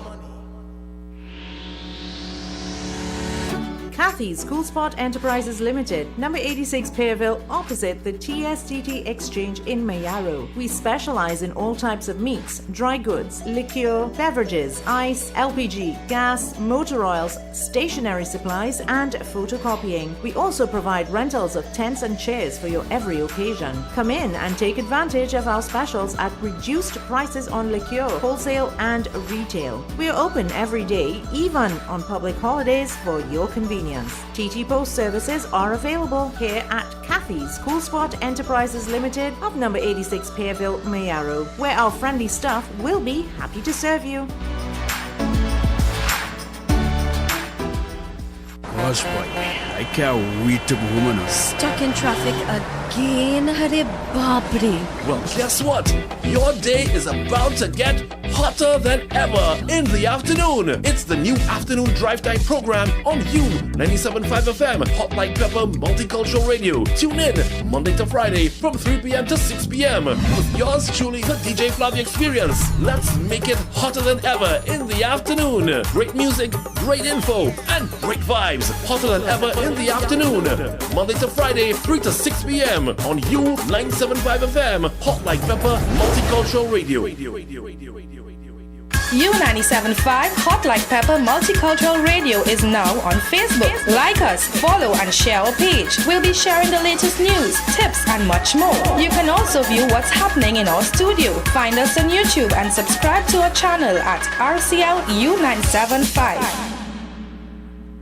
Greeted in the wonderful name of Jesus. My name is Bishop Kelvin Khan from Endurance Ministry International. Our new location is in Railway Road, Londonville. You can tune into 97.5 every Sunday morning from 6 a.m. till 8. Tell your nanny and your nana, your chachi, your chacha, your grandpa, your grandma. We need to pray for our nation. God bless you. Thank you. Praise Him, praise Him.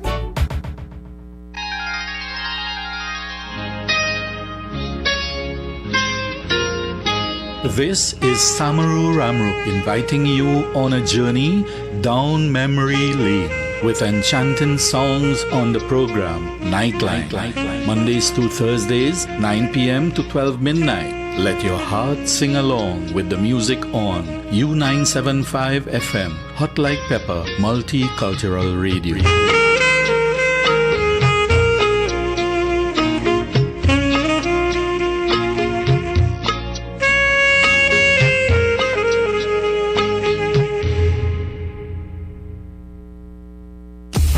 Republic Day.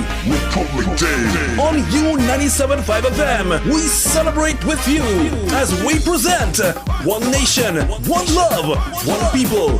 It all goes down Republic Day, Thursday, 24th September 2020, from 6 a.m. to midnight. Strictly DJs, strictly local music, strictly vibes, and strictly the best. One Nation, One Love, One People. Look out! From 6 a.m. to 9 a.m., Sharon and DJ Vishal. 9 a.m. to noon, Beast Hi-Fi. 12 noon to 3 p.m., Captain Kendall. 3 p.m. to 6 p.m., the DJ Flavia Experience. 6 to 9 p.m., DJ Sean. And 9 p.m. to midnight, Corky D. Log on to www.975radio.com. Check us out on Facebook at U975 Multicultural Radio. This Republic Day on U975 Hot Like Pepper Multicultural Radio, a member of the Rhythms Communications Network.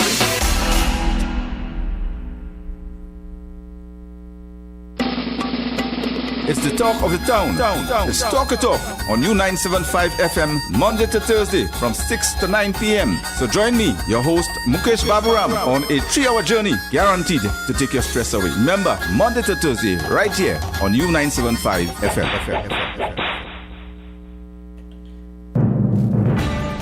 Yes, indeed, and welcome back to 975 FM, Hot Like Pepper. We're moving up to the hour of 8 o'clock, just about 17 minutes here to the hour of 8. Let's take this call on the line. Hello, good morning, and welcome to 975. Good morning. Hello, good morning. Hello, good morning. Yeah. All right, this is Anil Jutaram, yes? Yeah. All right, Anil here. Good morning. This is Kenrick Dragon here from 975. I've been trying to call you since yesterday to get your thoughts on budget 2021 and this package. What are your expectations? Also note that as a chair of the Sangre Regional Corporation, you must have some concerns and there must be some expectations in this package. You are live on air. Are we live? Yes, we are live on air. Yeah, so share your thoughts with me on those concerns of yours. Sure. Well, good morning to you, your station, and to your listeners and the public of Trinidad and Tobago. But actually, we are really hoping that we would not be cut in terms of the allocation that we had requested from our corporation to the Ministry of Finance. All right, but before you continue, what is your expectation in terms of allocation? What would you have presented to the finance minister? Approximately 90 million. $90 million. Okay, go ahead now. Yeah. Well, give and take, you know, they actually told us that they are going to cut, right? Mm-hmm. So we are hoping that in areas such as infrastructure-wise, drainage, irrigation, bridges, roads, that we would not be shortchanged. Also, we have a tourism project that we had embarked upon, and because of the late, the late recommendation of the tourism project, we are still anticipating that we would get some funding for the project. All right, but Mr. The regional corporation, really, we are trying to diversify in terms of how the corporation do business. You know, we are trying to bring a private sector approach in terms of being more productive and getting production for whatever money we have. But Mr. Jutaram, as chair of the corporation, as expected, you will get a reduction in your allocation, and you would imagine that there must be priorities. What are some of the priority projects that you are prepared to engage in, given the background of cuts in your allocation? Yeah, well, as you know, the San Grande area is really a flood-prone area in terms of whenever they are flooding, we have lots of issues.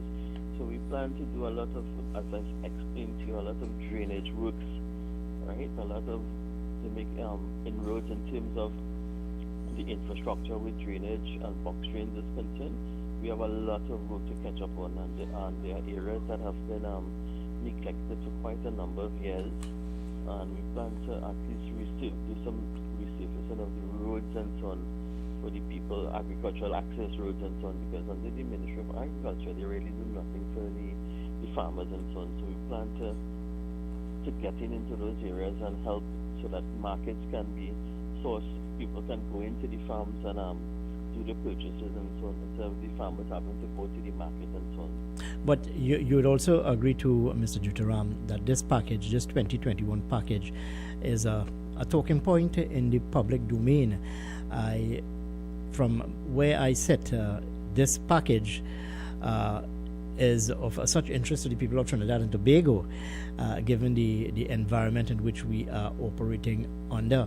Now, you wear two hats as chair of the regional corporation, and also as one of the more prominent business men in the Sangre Grande area. In terms of business, what are your expectations? I would have spoken to a number of businessmen, a number of chamber presidents, and they would have echoed that the ease of doing business is is a very contentious one indeed, and the environment should be created where to engage in business should be made much easier. Your thoughts? Yeah, well, there's a supply and demand challenge because a lot of the products that pharmaceuticals and supermarkets and so on would normally get, we are very challenged in terms of getting the supplies, the demand that we have. It's a lot of stuff that are not really generic brand names. It's more or less generic stuff we are getting, and that's because of the more or less the lockdown in the borders and so on. We are not getting the supplies. So there are some challenges in terms of that. But I would, as a business standpoint, I want to be fair. I am not looking really in terms of maximizing with the COVID situation in the country right now. I do hope that the government take into consideration some of the challenges that the unemployed people, the single mothers, the senior citizens have in terms of obtaining their pharmaceuticals, their groceries and so on. And if there are any measures the government can take to reduce some of the taxes that will help reduce the prices for the people, because remember, children at home is more expense for the parents and so on, things like laptops and things. I think this is one time business people have to look at the future and not just about making their profits and their earnings and their stocks escalate, but we have to put generation. This can determine the generation, what we what foundation we as businessmen inculcate and ask the government to do. This can determine the future of our children and our grandchildren. So we have to lay the foundation. All heads have to come together. We need all hands on deck. There's nothing like PNM and UNC when it comes to the children of our region. And I think some kind of solution should come to take this into consideration so our children can be moving together collectively in terms of the education aspect and the parents bringing food to the table to nourish the children, the senior citizens having their medication and so on. This is what we have to look at as businessmen.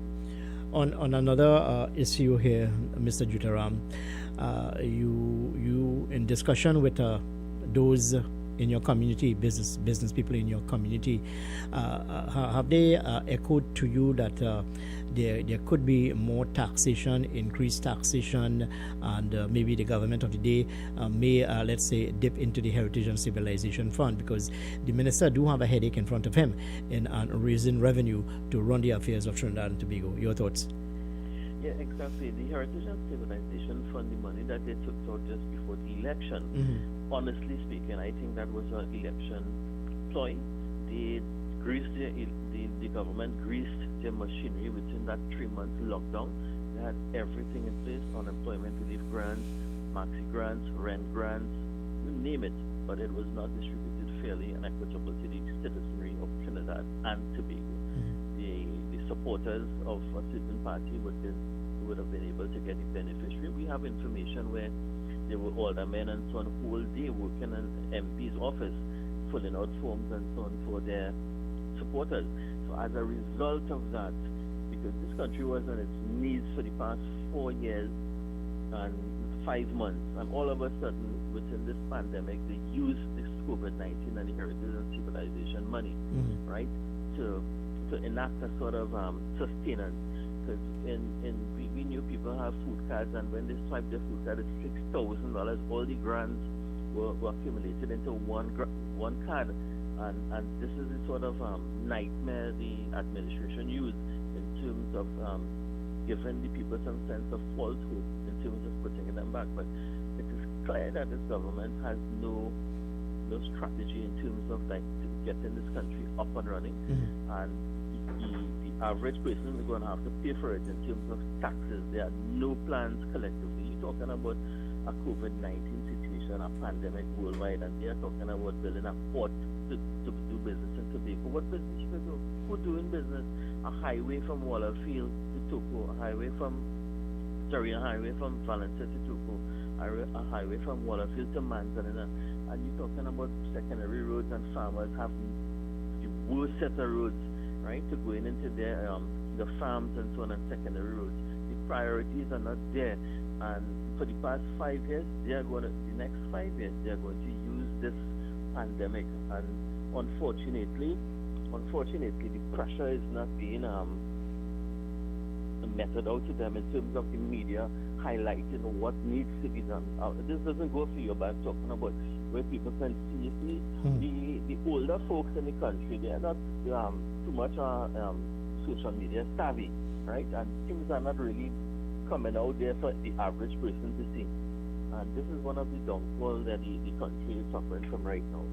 People are not really seeing the suffering that is going out there. When you hear in a supermarket, when you see single mothers come, they have to put back half of the groceries. It's either they pay the rent or they be evicted, and they leave half of the groceries for the month. This is the reality we live in, and nobody is doing anything. We have situations where crime is run away in this country, and that is it's not even being highlighted. Business people have to put out a lot of money in terms of security, although it's COVID. All right. So it's really tough. Okay, we're talking here about the challenge being faced by the finance minister and more so the government of the day. But the government of the day would have earmarked one of their trust in order to create a buoyant economy is that of agriculture. And I say that to you because you represent people, some of your burgesses would be people who are engaged in agriculture. Agriculture as one of the facets to boost the economy. There are challenges facing the sector. What are your membership telling you? What are your people telling you? What are your constituents telling you, knowing that you come from a predominantly agricultural jurisdiction? well, that is exactly what I'm alluding to, because my area, Vega de Europe, which is primarily our agricultural-based area, and the same thing I'm telling you, there's no subsidy in terms of when people have to do farmers have to do certain things to modernize their farms. There's nothing in place for that. The access roads are really, really a turn-off. The young people really don't see any interest in doing that, right? And going into a road, and there are craters, you know, in the road that vehicles cannot even go to access. There's irrigation problems. There are problems with pipe-borne water. And when the poor farmers have to get water, maybe from a pond or a river, they could be charged for that. So this whole system is designed to frustrate the farmers.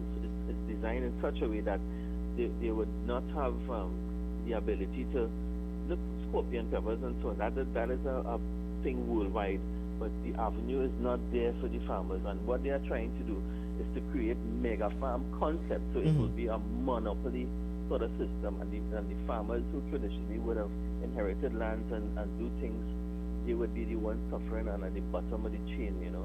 It is not designed so that people can move up. The equipment, the loans and everything that the Ministry of Agriculture have in place with the ADB Bank and all of that is not up to par. All right. The whole system. Okay, let's shift gears here a bit, Mr. Jutaram. Yesterday, I would have hosted Dr. Botiwari, former planning minister, and also to a former banker and economist, Vid Sriram, and they both would have suggested that maybe if any adjustment must be made or ought to be made, it should start at the top. In essence, they are suggesting that maybe government ministers and by extension members of parliament take a cut in, let's say, their salaries. Would you support such? Definitely. You once you're a leader in any organization and you want certain measures to take place, you have to start to lead by example. When the Honorable Kamala Prasad Bisesa was our Prime Minister from 2010-2015, she immediately started the Children Life Fund, and she took a 10% cut from her salary, and she mandated that all ministers take a 5% cut. And these are the things this administration have to do.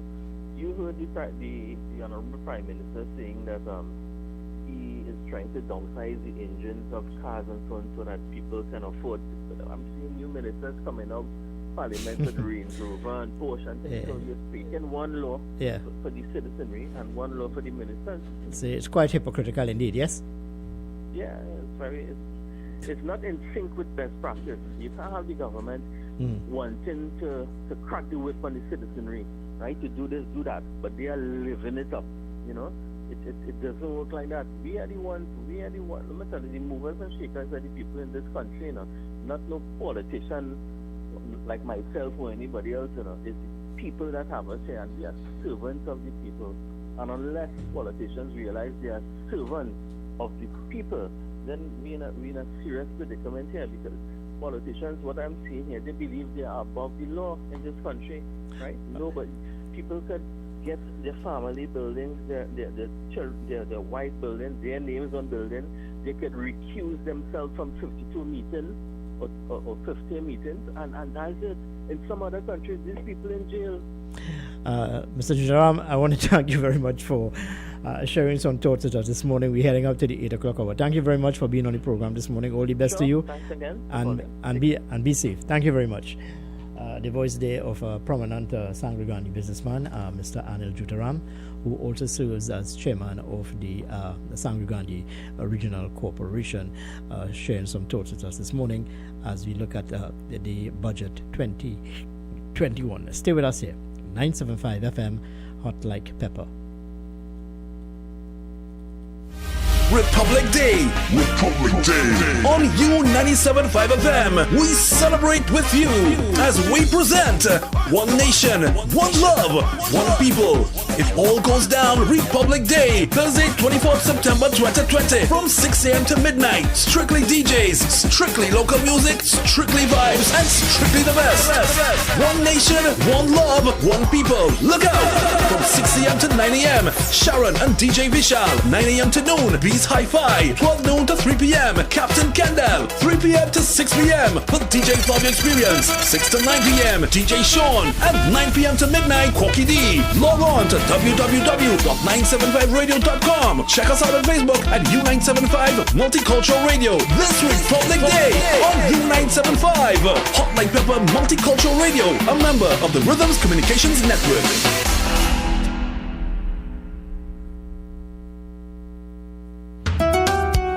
Time has come. New 97.5. Make it your choice. Something for everyone. 975 FM. Music for you. It's all about you. U97.5 FM, Hot Like Pepper, Multicultural Radio. Power to the listeners.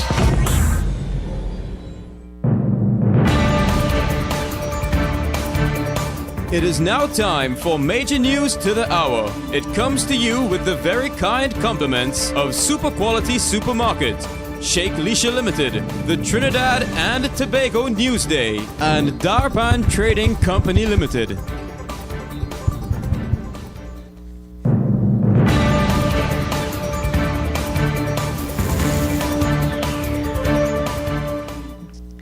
This is the 8 a.m. news on U97.5 Hot Like Pepper Multicultural Radio. I am Nicole Duki. Good morning. Shoguna's Mayor Faik Mohammed says the corporation is starving for funding under the current administration. He made the statements at a virtual meeting hosted by the United National Congress last night. As local government representatives, we are charged with the responsibility of maintaining local roads, bridges and drains, collecting garbage, maintaining parks and community facilities, and overseeing public health and sanitation. But how are we to properly serve our people when we are starved? Starved from funding from this PNM government. Our burgesses are suffering more and more as the days go by, and as our funding constantly being decreased. Mohammed said every year corporations are promised millions of dollars in the national budget, but they do not receive the funding. My friends, on the 5th of October, the Minister of Finance will read the budget, and you will hear that he's allocating millions of dollars to the Shogunas Borough Corporation and other corporations. Every budget, every year, they promise millions and millions of dollars. But at the end of the day, all we get is pennies. Pennies, my friends. They continue to fool the people and blame others for their failures and incompetence.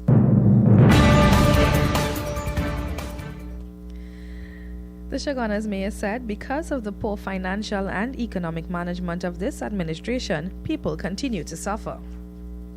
When they cut our funding and sprinkle a few pennies for us, what does that mean? It means, my brothers and sisters, empty lots can't be cut, potholes can't be patched, our recreational grounds can't be cut, fewer days for garbage collection, and no employment opportunities can be created.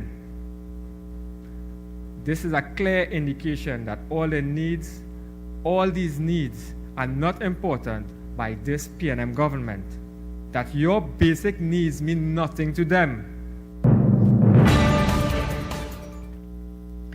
For Former Education Minister Dr. Tim Gopi Singh has made his first public appearance last night.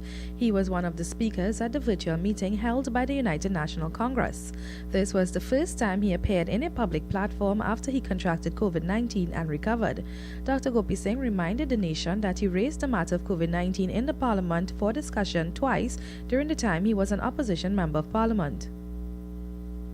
In January and in two other occasions in Parliament, I raised the seriousness of the threat of COVID-19, as well as my colleagues did as well. And as fate would have it, 7 months later, I contracted and survived it. So I'm again imploring every single person to please protect yourselves and families from this deadly virus. He took the time to thank all those who wished him well during the time he was ill. I wish to thank every single person who reached out to me to wish me a speedy recovery.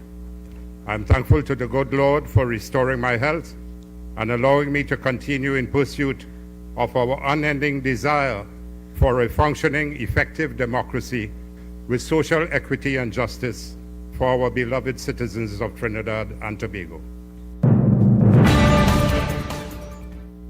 In some other news, the North Central Regional Health Authority has stated that it has expanded its telemedicine program to reach more than 1,000 patients every week. The program was initially adopted in February in the early days of the current pandemic. General Manager of Primary Care Services, Dr. Abdul Hamid, said primary care doctors would call patients prior to their clinic dates to identify those with uncontrolled diabetes or compromised immune systems.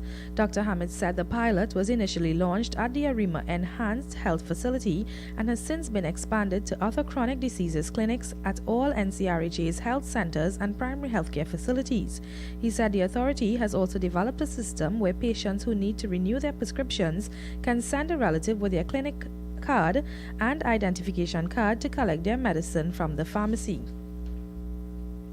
Thoracic Medical Director, the Cora Medical Hospital, Dr. Michelle Trotman, said Cora Hospital is ideal for COVID-19 patients. She made the statements at the Ministry of Health's media briefing yesterday.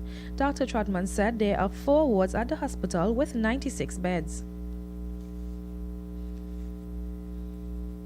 With the advent of the COVID experience, what we did is we built in infrastructure, and we built in that physical infrastructure to house COVID patients. So we actually added, I'm very proud of that, 4 additional wards. Each ward houses 24 beds, or can have the capacity for 24 patients. Because in building the infrastructure, we put in place what is now known commonly as hot and cold zones on the areas where we house COVID patients, to separate those who are either actively with COVID disease or suspected with COVID disease. They are normally in what we call hot zones, separated from people, the caregivers and others who would be in what we call cold zones.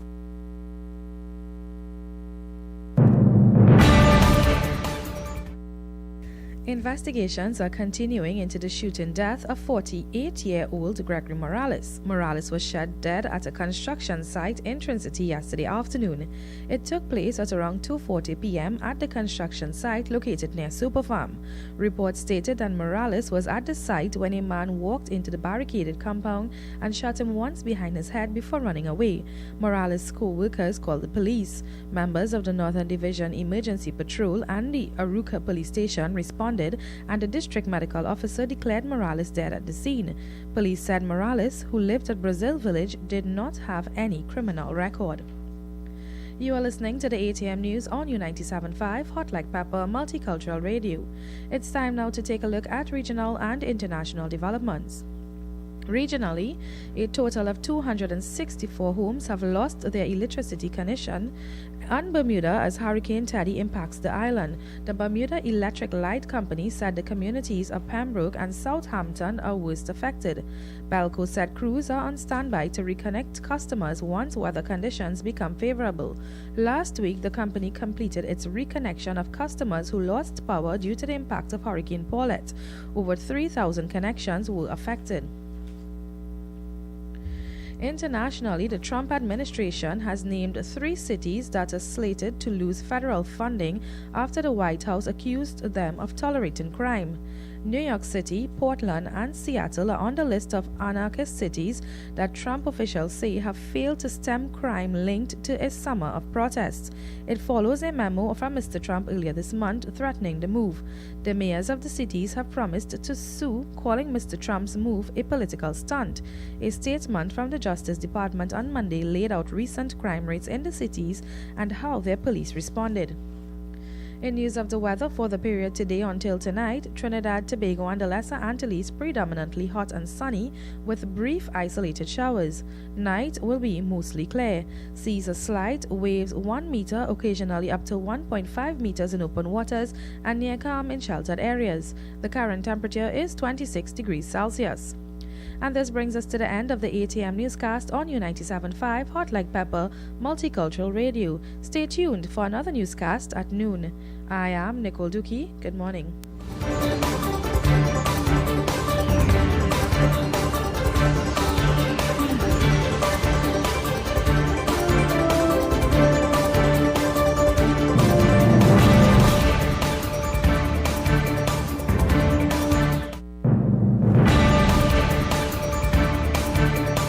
That was Major News to the Hour, brought to you with the very kind compliments of Super Quality Supermarket, Sheikh Lisha Limited, the Trinidad and Tobago Newsday, and Darban Trading Company Limited. A&S Hardware and the General Contractors Limited of 107 Bonaventure Road in Gasparillo. For all your hardware materials from foundation to finish. Not forgetting all your general contracting needs. We have it all at A&S Hardware and General Contractors Limited, located at 107 Bonaventure Road in Gasparillo. Just call Tiki Ali at 650-2180. A&S Hardware are wholesalers and retailers of plywood, an assortment of lumber, galvanized pipe, hollow section, and steel. Customers can enjoy special prices on white pine and pitch pine doors. We shopping at Durban Supermarkets. Hey, come down. We'll value at Durban Supermarket. Shop now at Durban Supermarket. Come to Durban Supermarket. Come on down. We got the best prices for your pockets. Get real value for your money. Durban Supermarket treats you like family. Nothing overpriced, it's guaranteed for sure. Save big at Durban and shop even more. Real value to Durban Supermarket. We got the best prices for your pockets. Take advantage of unbelievable deals at Durban Supermarket, number 28 Foster Road in Sangre Grande. Durban Supermarket and Investment Limited, giving you real value for your money.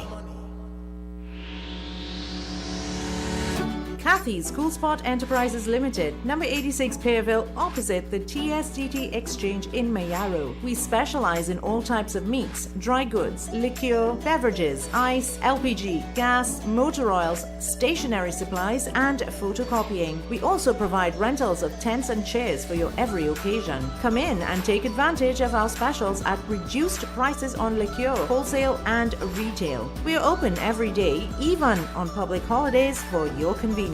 TT Post services are available here at Kathy's Cool Spot Enterprises Limited of number 86 Pearville, Mayaro, where our friendly staff will be happy to serve you.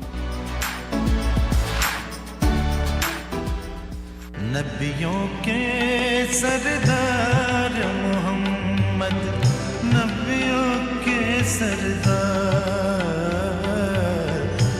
Assalamu alaikum wa rahmatullahi wa barakatuh. May the peace and the blessings of Almighty Allah be upon each and every one of you. My name is Shazad Ali, and here's an invitation to join me every weekday morning 5 o'clock for the program Teachings of Islam right here on U97.5 FM.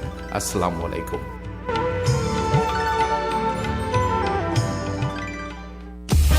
Republic Day. On U97.5 FM, we celebrate with you as we present One Nation, One Love, One People. It all goes down Republic Day, Thursday, 24th September 2020, from 6 a.m. to midnight. Strictly DJs, strictly local music, strictly vibes, and strictly the best.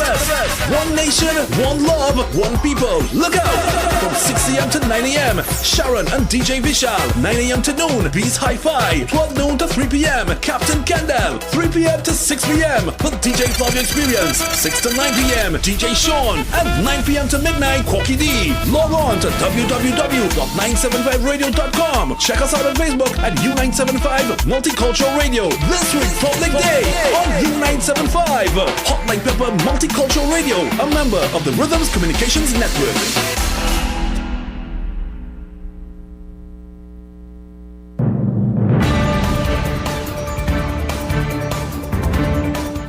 Yes, indeed, and thanks for staying with us here at 975 FM Hot Like Pepper Multicultural Radio, powered by RCL Communications Network. It's just about 15 minutes past the hour of 8 o'clock, and that time check came to you through the kind courtesy of Radio 975. Let's go to the lines immediately.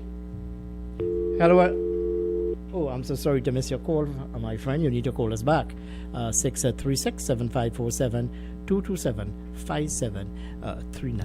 I'm going to shift gears here a bit, and my colleague Nicole Duki would have plucked a clip this morning coming from his worship, the mayor of Shogunas. I just want to share this with you.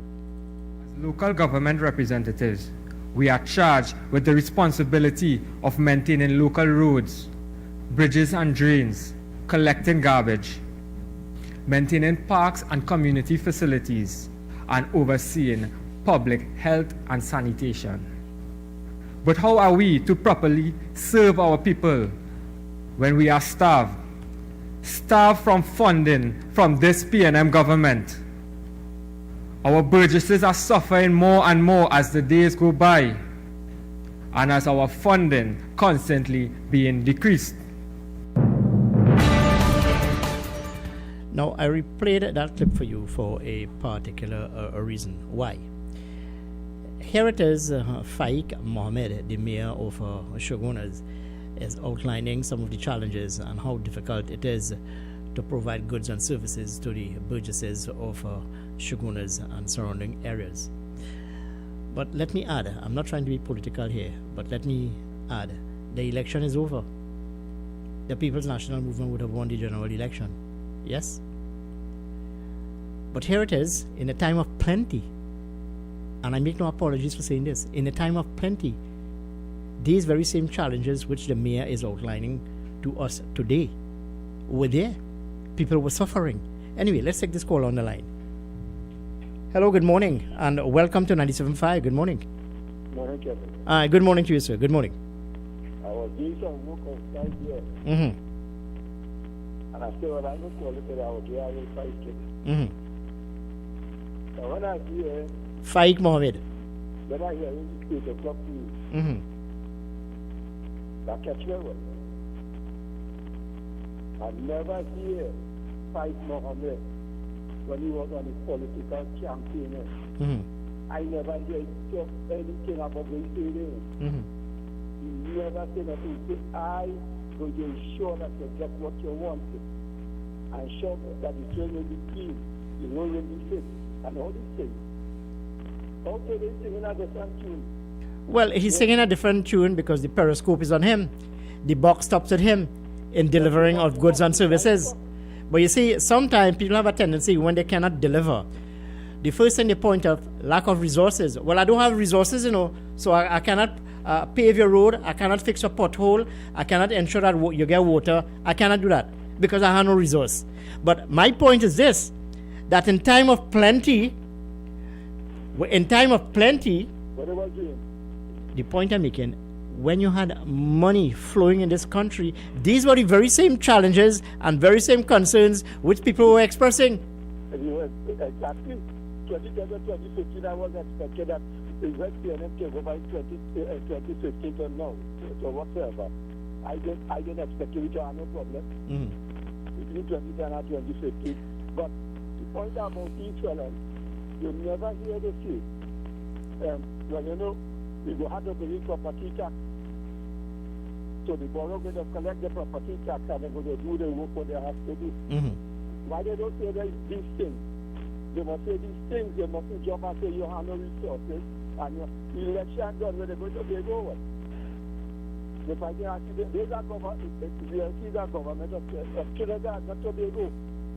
So all this we are tricky talking about. That they're working as a mayor. Even though you cannot get funds and you cannot do the work, resign. Come out the people work and say, you see me, I cannot get what I want for the people then, I call it a day. Let me two on that. All right, Mr. Fred. Gopi Singh.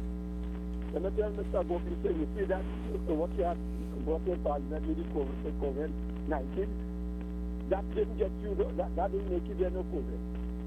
You went outside there and get a COVID because you didn't start in the sunlight.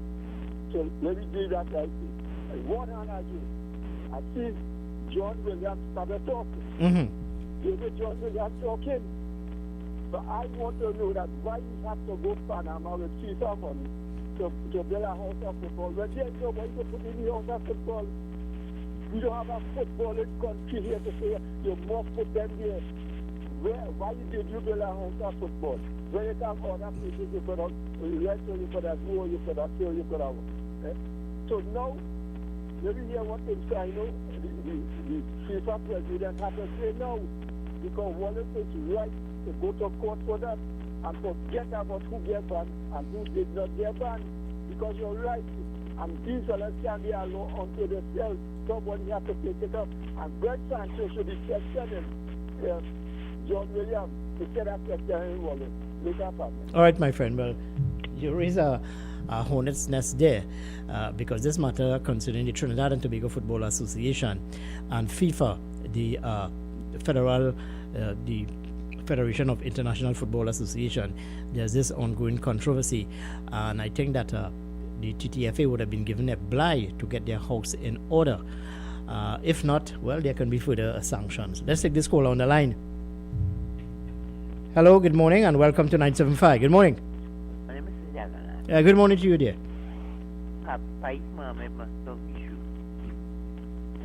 Oh, so what is the truth? What is the truth? Tell me. Tell them if you get the money, stay so. You ain't getting. No, well, he's saying that the corporation is starved of funds, and as a result of such, they cannot deliver on some of their projects. But my contention here this morning is this. Even when money was aplenty, where money was flowing like water in this country, these very same concerns were being lamented by people outside here.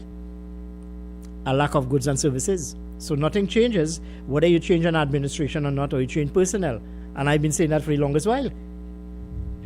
Hello, good morning, and welcome to 975. Good morning. Good morning, Kendrick. Hi, good morning, dear. How are you doing? What's happening? I'm doing good. How are you doing? We're doing fine this morning. Good. All right. You know, what you just said about Mayor Shibona, that young gentleman, it's absolutely true. And that is representative of a lot of different corporations. When we were flowing and money was just everywhere, they turned their back on development. No, they were more interested in building palatial buildings, driving in high-end vehicles, and wearing alligator skin shoes and Armani. Yeah. I mean, I could go on and on and on. But that's the truth. About this country, do they love their community? I have to tell you, when you drive in Chaguanas, it's a mess. And you're driving on one road, it's closed. Half of the highway is closed. Who designed these structures? And then when there's so many big buildings, parking is a mess. You know, when I was at UE at one time and I studied political science, it was said that politics is geared towards serving the interests of the people, not serving your own interest. And politicians in our country have a tendency to serve their own interests, not the interests of the people of Trinidad and Tobago. Absolutely, and there was an article in the newspaper, and they talked about the United States, how they described this government, and they said that this government is a nice judiciary, there's legislation, they care about crime, but they say on the other hand, crime is so bad, it's terrible that there's no transparency in procurement, that when contracts are given out, and they even said politicians take bribes. I mean, how blatant can it be? You know, Kendrick, you've got to call it as you see it, because you're getting first-hand information, not second-hand information. I mean, we're actually witnessing changes in our world now, and they're still trying to fool us. Come on, we have to get good people working in government. No, and hold on, and let me add to that too. One politician told me, he's still very active though, told me that one of the ways to get out of poverty is to get involved in politics, you know.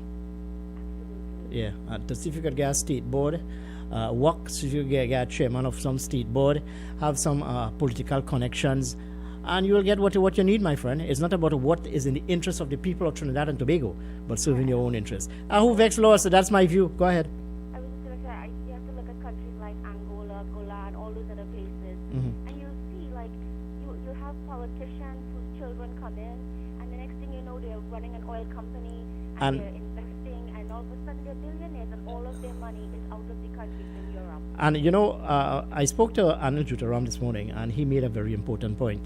He said now is not the time for businessmen to look at what you call their balance sheet, but also look at business survivability. Everybody's on this thread now. Right, and he also made the point that if the shakers and framers of society really want to help the people of Trinidad and Tobago and to do what is in the best interest of all of the people, their adjustment should start at the top as opposed to the bottom. Kendrick, I want to add something. You know, we have a lot of people living in the United States, a lot of Trinidadians all over the world. Do you know those people are very well off? And do you know they'll come on vacation in Trinidad, but when they get into charity, all of their charity goes to like big organizations in the United States. They don't fund anything down here. I've noticed that, and I wonder why. Because they know that many of the NGOs funnel money into jobs, and it never really gets, the mission statement never gets executed. So I question the laptops, the purchasing of laptops, why private sectors now have to come in and buy. I believe that government should never fund the religious schools. Government should fund public schools and make them really good, staff them with excellent teachers, and let each community build on their public schools. All right, well, schools should go to let the religious organizations fund those schools. All right, let me provoke you and the listening audience a bit this morning. I don't want to take too much time on your air. No, right, well, all right, thank you very much. Well, let me provoke the listening audience here this morning. Can tell me what is your rationale that the Ministry of Public Utilities would have held this press conference yesterday to announce the distribution of LED bulbs to households in this country? What is the significance of that? How much did it cost, that press conference?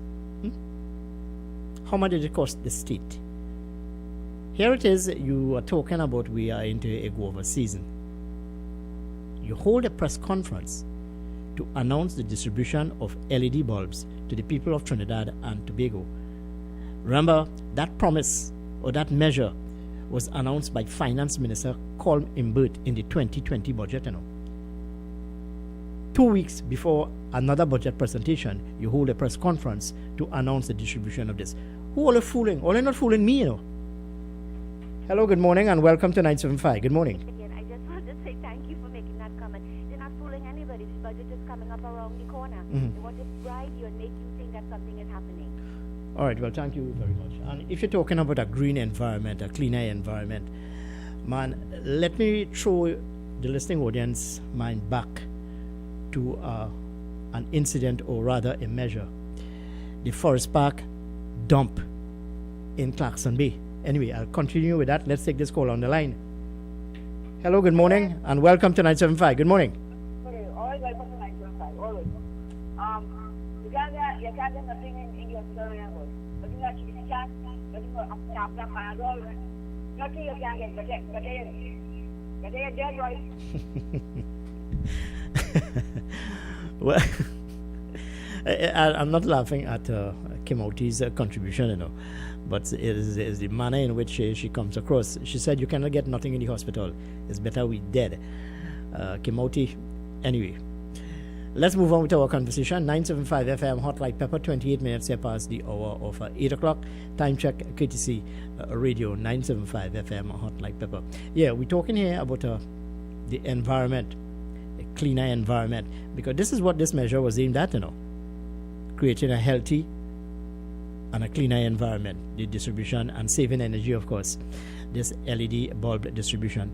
But I throw your mind back again to many years ago, when Dr. Surajratan Ramachan, who was the Minister of Works and Transport at that time, would have given the assurance or bring to the fore the removal of that landfill site at the Forest Park, which is certainly not only an eyesore, but it's a health risk for people in and around the community. Note too that there's a school in very close proximity to that landfill. Let's take this call on the line.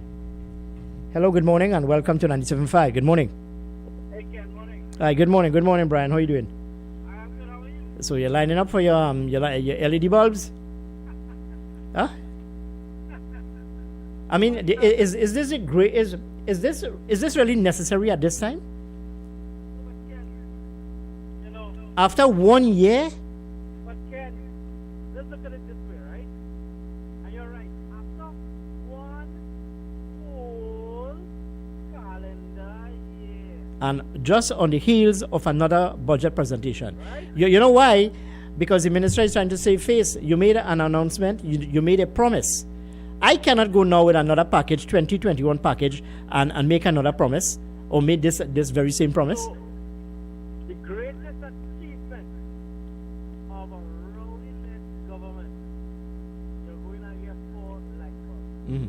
and it comes with stipulations. Now I know the partner from Samsung to go call one time right after. So let me give him things to talk about. Right? You're giving now a stipulation that one, the bill must be in your name. Well, and this is the question I asked my good friend Shiva this morning. The fact is there are many people in this country where a light bill do not come in their name, if you understand my argument. But they do service the bill. So here it is. If I am servicing the bill, but the light bill is not in my name, what do I do? So doesn't I have to now go and apply for a letter of administration Mm-hmm. to show that, hey, this light bill I paid for Mm-hmm. is for the house that I am living in. Mm-hmm. You come in now and say, well, you're getting four bulbs. Is this a way of checking to see how many bulbs you need to put in your house? Mm-hmm. Because, trust me, not everybody uses 4 bulbs in their home. Mm-hmm. Right? So that's the very third thing.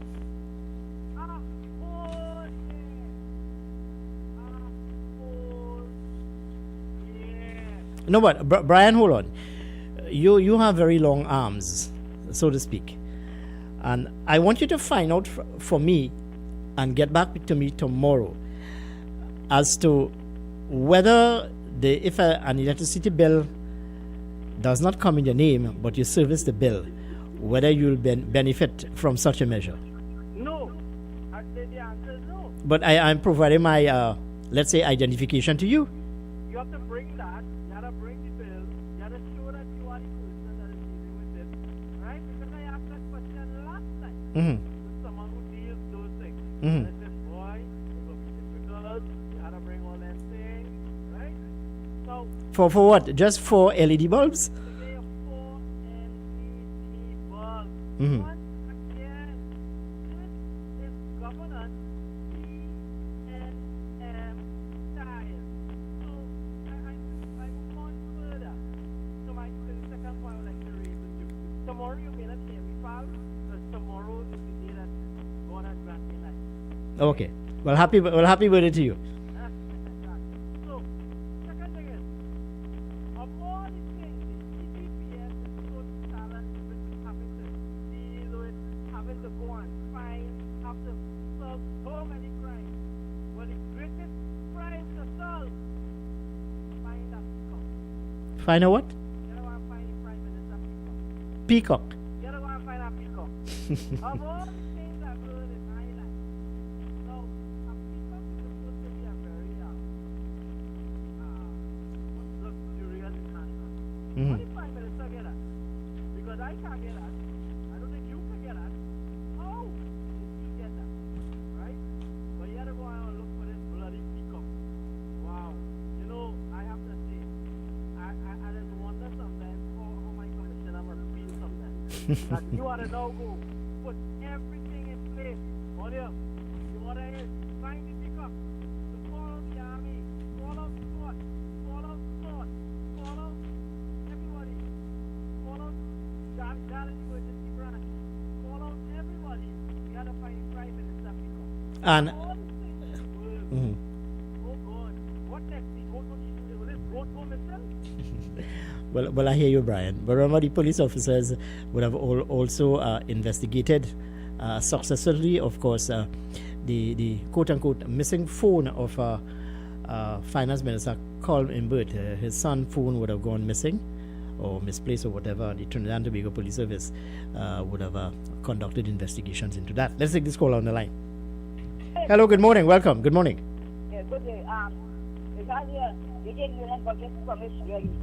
Pay your state bill just for lead drugs. You can have free. No little deal. Well, if some of all the Kimoti outside there is not aware of what is happening in the country, or they're wrong, you know. Kimoti is quite aware of what's going on in the country. Hello, good morning. Welcome to 975. Good morning. Yeah, Ken. Good morning, Brian. It's so much to talk about. So much. Now, instead of going and Prime Minister looking for a peacock, look for the laptop for our children. Our children are crying out. Parents are crying out to get laptop. Right? When you were going to get it free, you didn't vote for that. You was against that. Right? But now, you have everybody begging, asking, pleading. Oh God, child did not have some, child just have that. So, the Honorable Prime Minister, I join with my political leader in saying, find the laptop and give it to the children. You have a budget coming up. Why ain't put it in? All right. Well, I hear you, Brian, and thank you very much for your contribution with us this morning. Folks, I need to take a commercial break at this time. And okay, but I have some callers here on the line. Hello, good morning, and welcome to 97.5. Good morning. Ken, Good morning. After hearing your partner, Brian, they would always speak up. So what happened? The opposition leader could afford to take the laptop and give the children. She know how to get the laptop. She know how to pay for it. She know everything about the laptop. Take it out. Now is the time.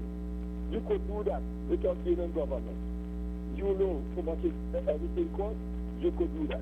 And you could get people who support you in the election to get money from them to buy laptop for the school children. So that laptop, I leave it up in the opposition leader hand. Now tell me something. In Tiantec, I get somebody from Tiantec to come by my house and give me a connection. We pay no money, we have gone through no Tiantec, we do nothing. So I go to them about. Well, you asked me a question I cannot answer. I cannot answer, but in this country, you can get from a dog license to a driver's license in a daytime, you know, if you have the necessary connection. And I make no apologies for saying that. Hello, good morning, and welcome to 97.5. Good morning. Why are you laughing, Brian? But that's the truth.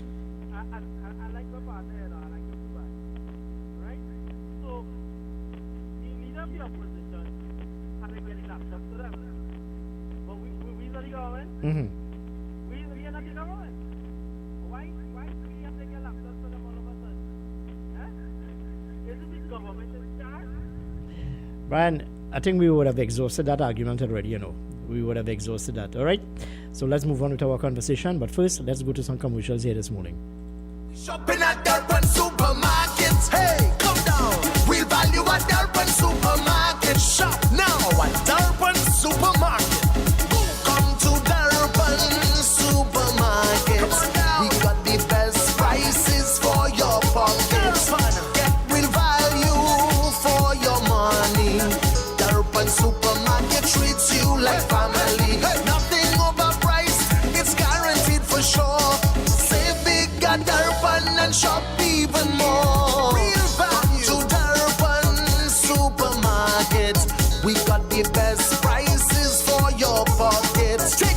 package of unbelievable deals at Durban Supermarket, number 28 Foster Road in Sangre Grande. Durban Supermarket and Investment Limited, giving you real value for your money. Greeted in the wonderful name of Jesus. My name is Bishop Kelvin Khan from Endurance Ministry International. Our new location is in Railway Road, Londonville. You can tune into 97.5 every Sunday morning from 6 a.m. till 8. Tell your nanny and your nana, your chachi, your chacha, your grandpa, your grandma. We need to pray for our nation. God bless you. Thank you. Praise Him, praise Him. Kathy's Cool Spot Enterprises Limited, number 86 Pearville, opposite the TSTT Exchange in Mayaro. We specialize in all types of meats, dry goods, liqueur, beverages, ice, LPG, gas, motor oils, stationery supplies, and photocopying. We also provide rentals of tents and chairs for your every occasion. Come in and take advantage of our specials at reduced prices on liqueur, wholesale and retail. We are open every day, even on public holidays, for your convenience. TT Post services are available here at Kathy's Cool Spot Enterprises Limited of number 86 Pearville, Mayaro, where our friendly staff will be happy to serve you. KY's Electrical Supplies Limited of Southern Main Road, Canupia, for all your plumbing and electrical supplies, water heaters, filters and water pumps, plus all parts for Gould, Pentax and Leo pumps. Choose from leading brands such as Cooper, Varma, BT Sino, Leviton and General Electric. Call 665-6954 for more information. KY's Electrical Supplies Limited of Southern Main Road, Canupia. Greeted in the wonderful name of Jesus. My name is Bishop Kelvin Khan from Endurance Ministry International. Our new location is in Railway Road, Londonville. You can tune into 97.5 every Sunday morning from 6 a.m. till 8. Tell your nanny and your nana, your chachi, your chacha, your grandpa, your grandma. We need to pray for our nation. God bless you. Thank you. Praise Him, praise Him. U97.5 Hot Like Pepper Multicultural Radio is now on Facebook. Like us, follow and share our page. We'll be sharing the latest news, tips and much more. You can also view what's happening in our studio. Find us on YouTube and subscribe to our channel at RCL U975.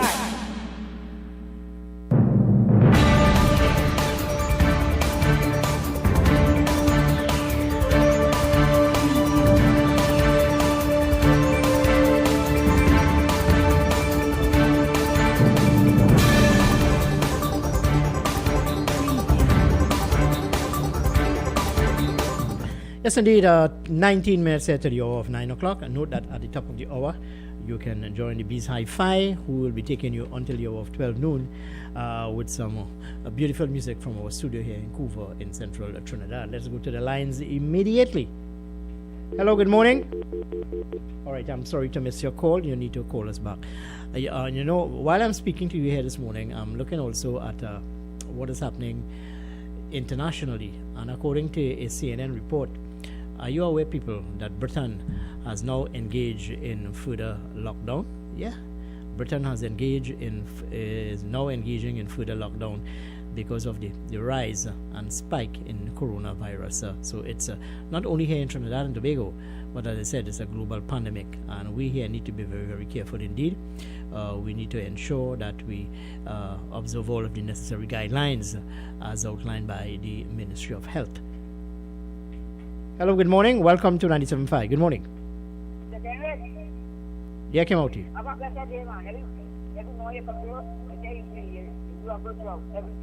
All right, well, thank you very much for the blessings and for the thoughts, Kimoti, one of our regular callers there, a loyal listener to 975.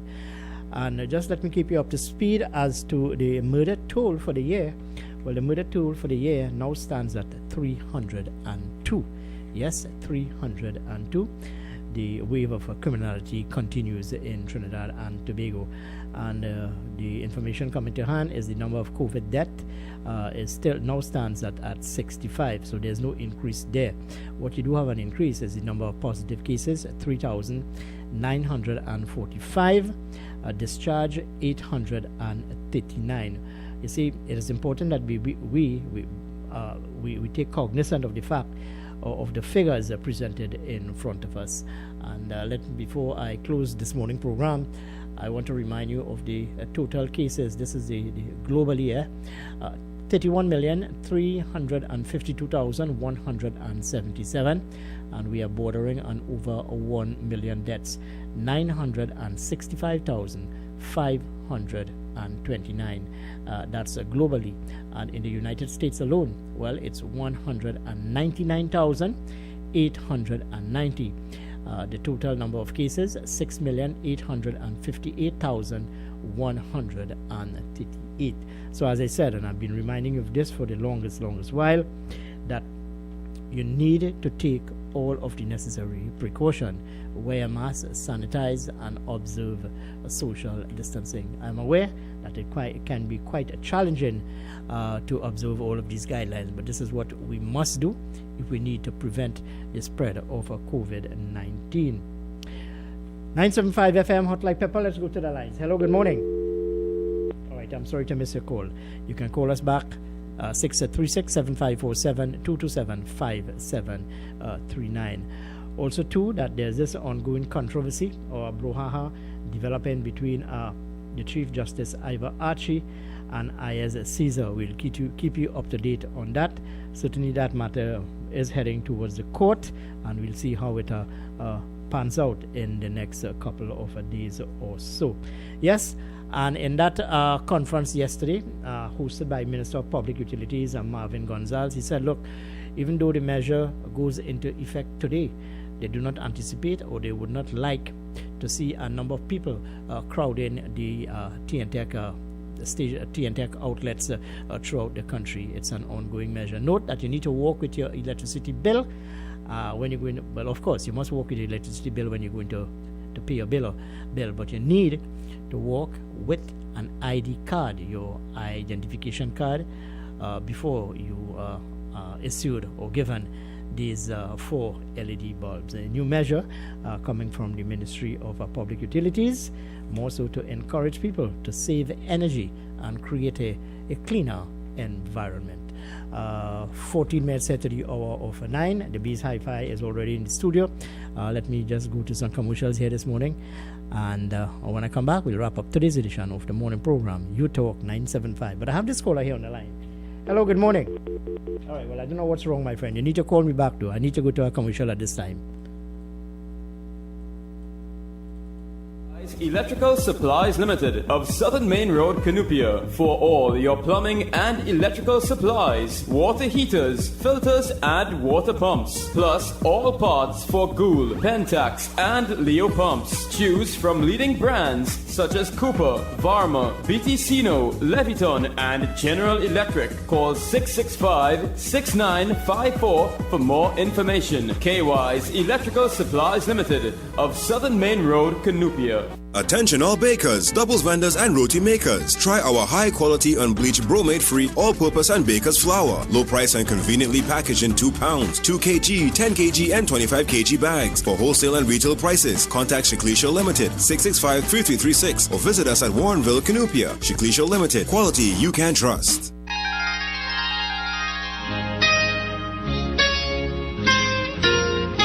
This is Samaru Ramru inviting you on a journey down memory lane with enchanting songs on the program Nightline.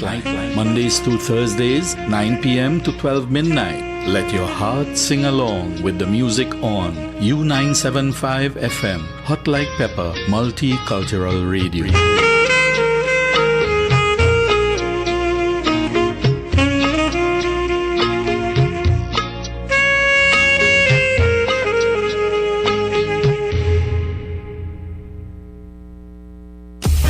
Republic Day on U97.5 FM. We celebrate with you as we present One Nation, One Love, One People. It all goes down Republic Day, Thursday, 24th September 2020, from 6 a.m. to midnight. Strictly DJs, strictly local music, strictly vibes, and strictly the best. One nation, one love, one people. Look out! From 6 a.m. to 9 a.m., Sharon and DJ Vishal. 9 a.m. to noon, Beast Hi-Fi. 12 noon to 3 p.m., Captain Kendall. 3 p.m. to 6 p.m. for DJ Flavio Experience. 6 to 9 p.m., DJ Sean. And 9 p.m. to midnight, Corky D. Log on to www.975radio.com. Check us out on Facebook at U975 Multicultural Radio. This Republic Day on U975. Hot Like Pepper Multicultural Radio, a member of the Rhythms Communications Network.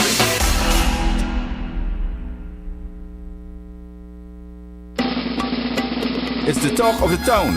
It's Talk It Talk on U975 FM, Monday to Thursday from 6 to 9 p.m. So join me, your host Mukesh Baburam, on a 3-hour journey guaranteed to take your stress away. Remember, Monday to Thursday, right here on U975 FM.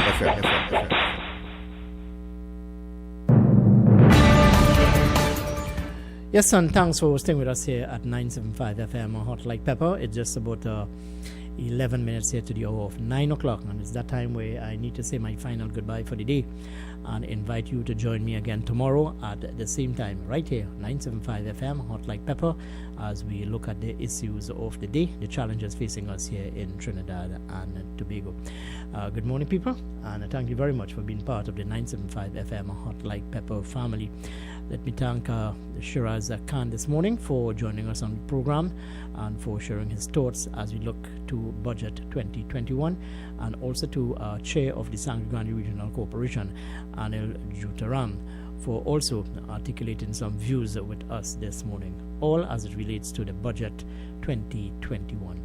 I am Kenrick Dragonaut, wishing you a safe and productive day wherever you're going or whatever you're doing. Take 975 FM, Hot Like Pepper, with you. Note that we are powered by RCL Communications Network. Before I go, I want to leave you with this.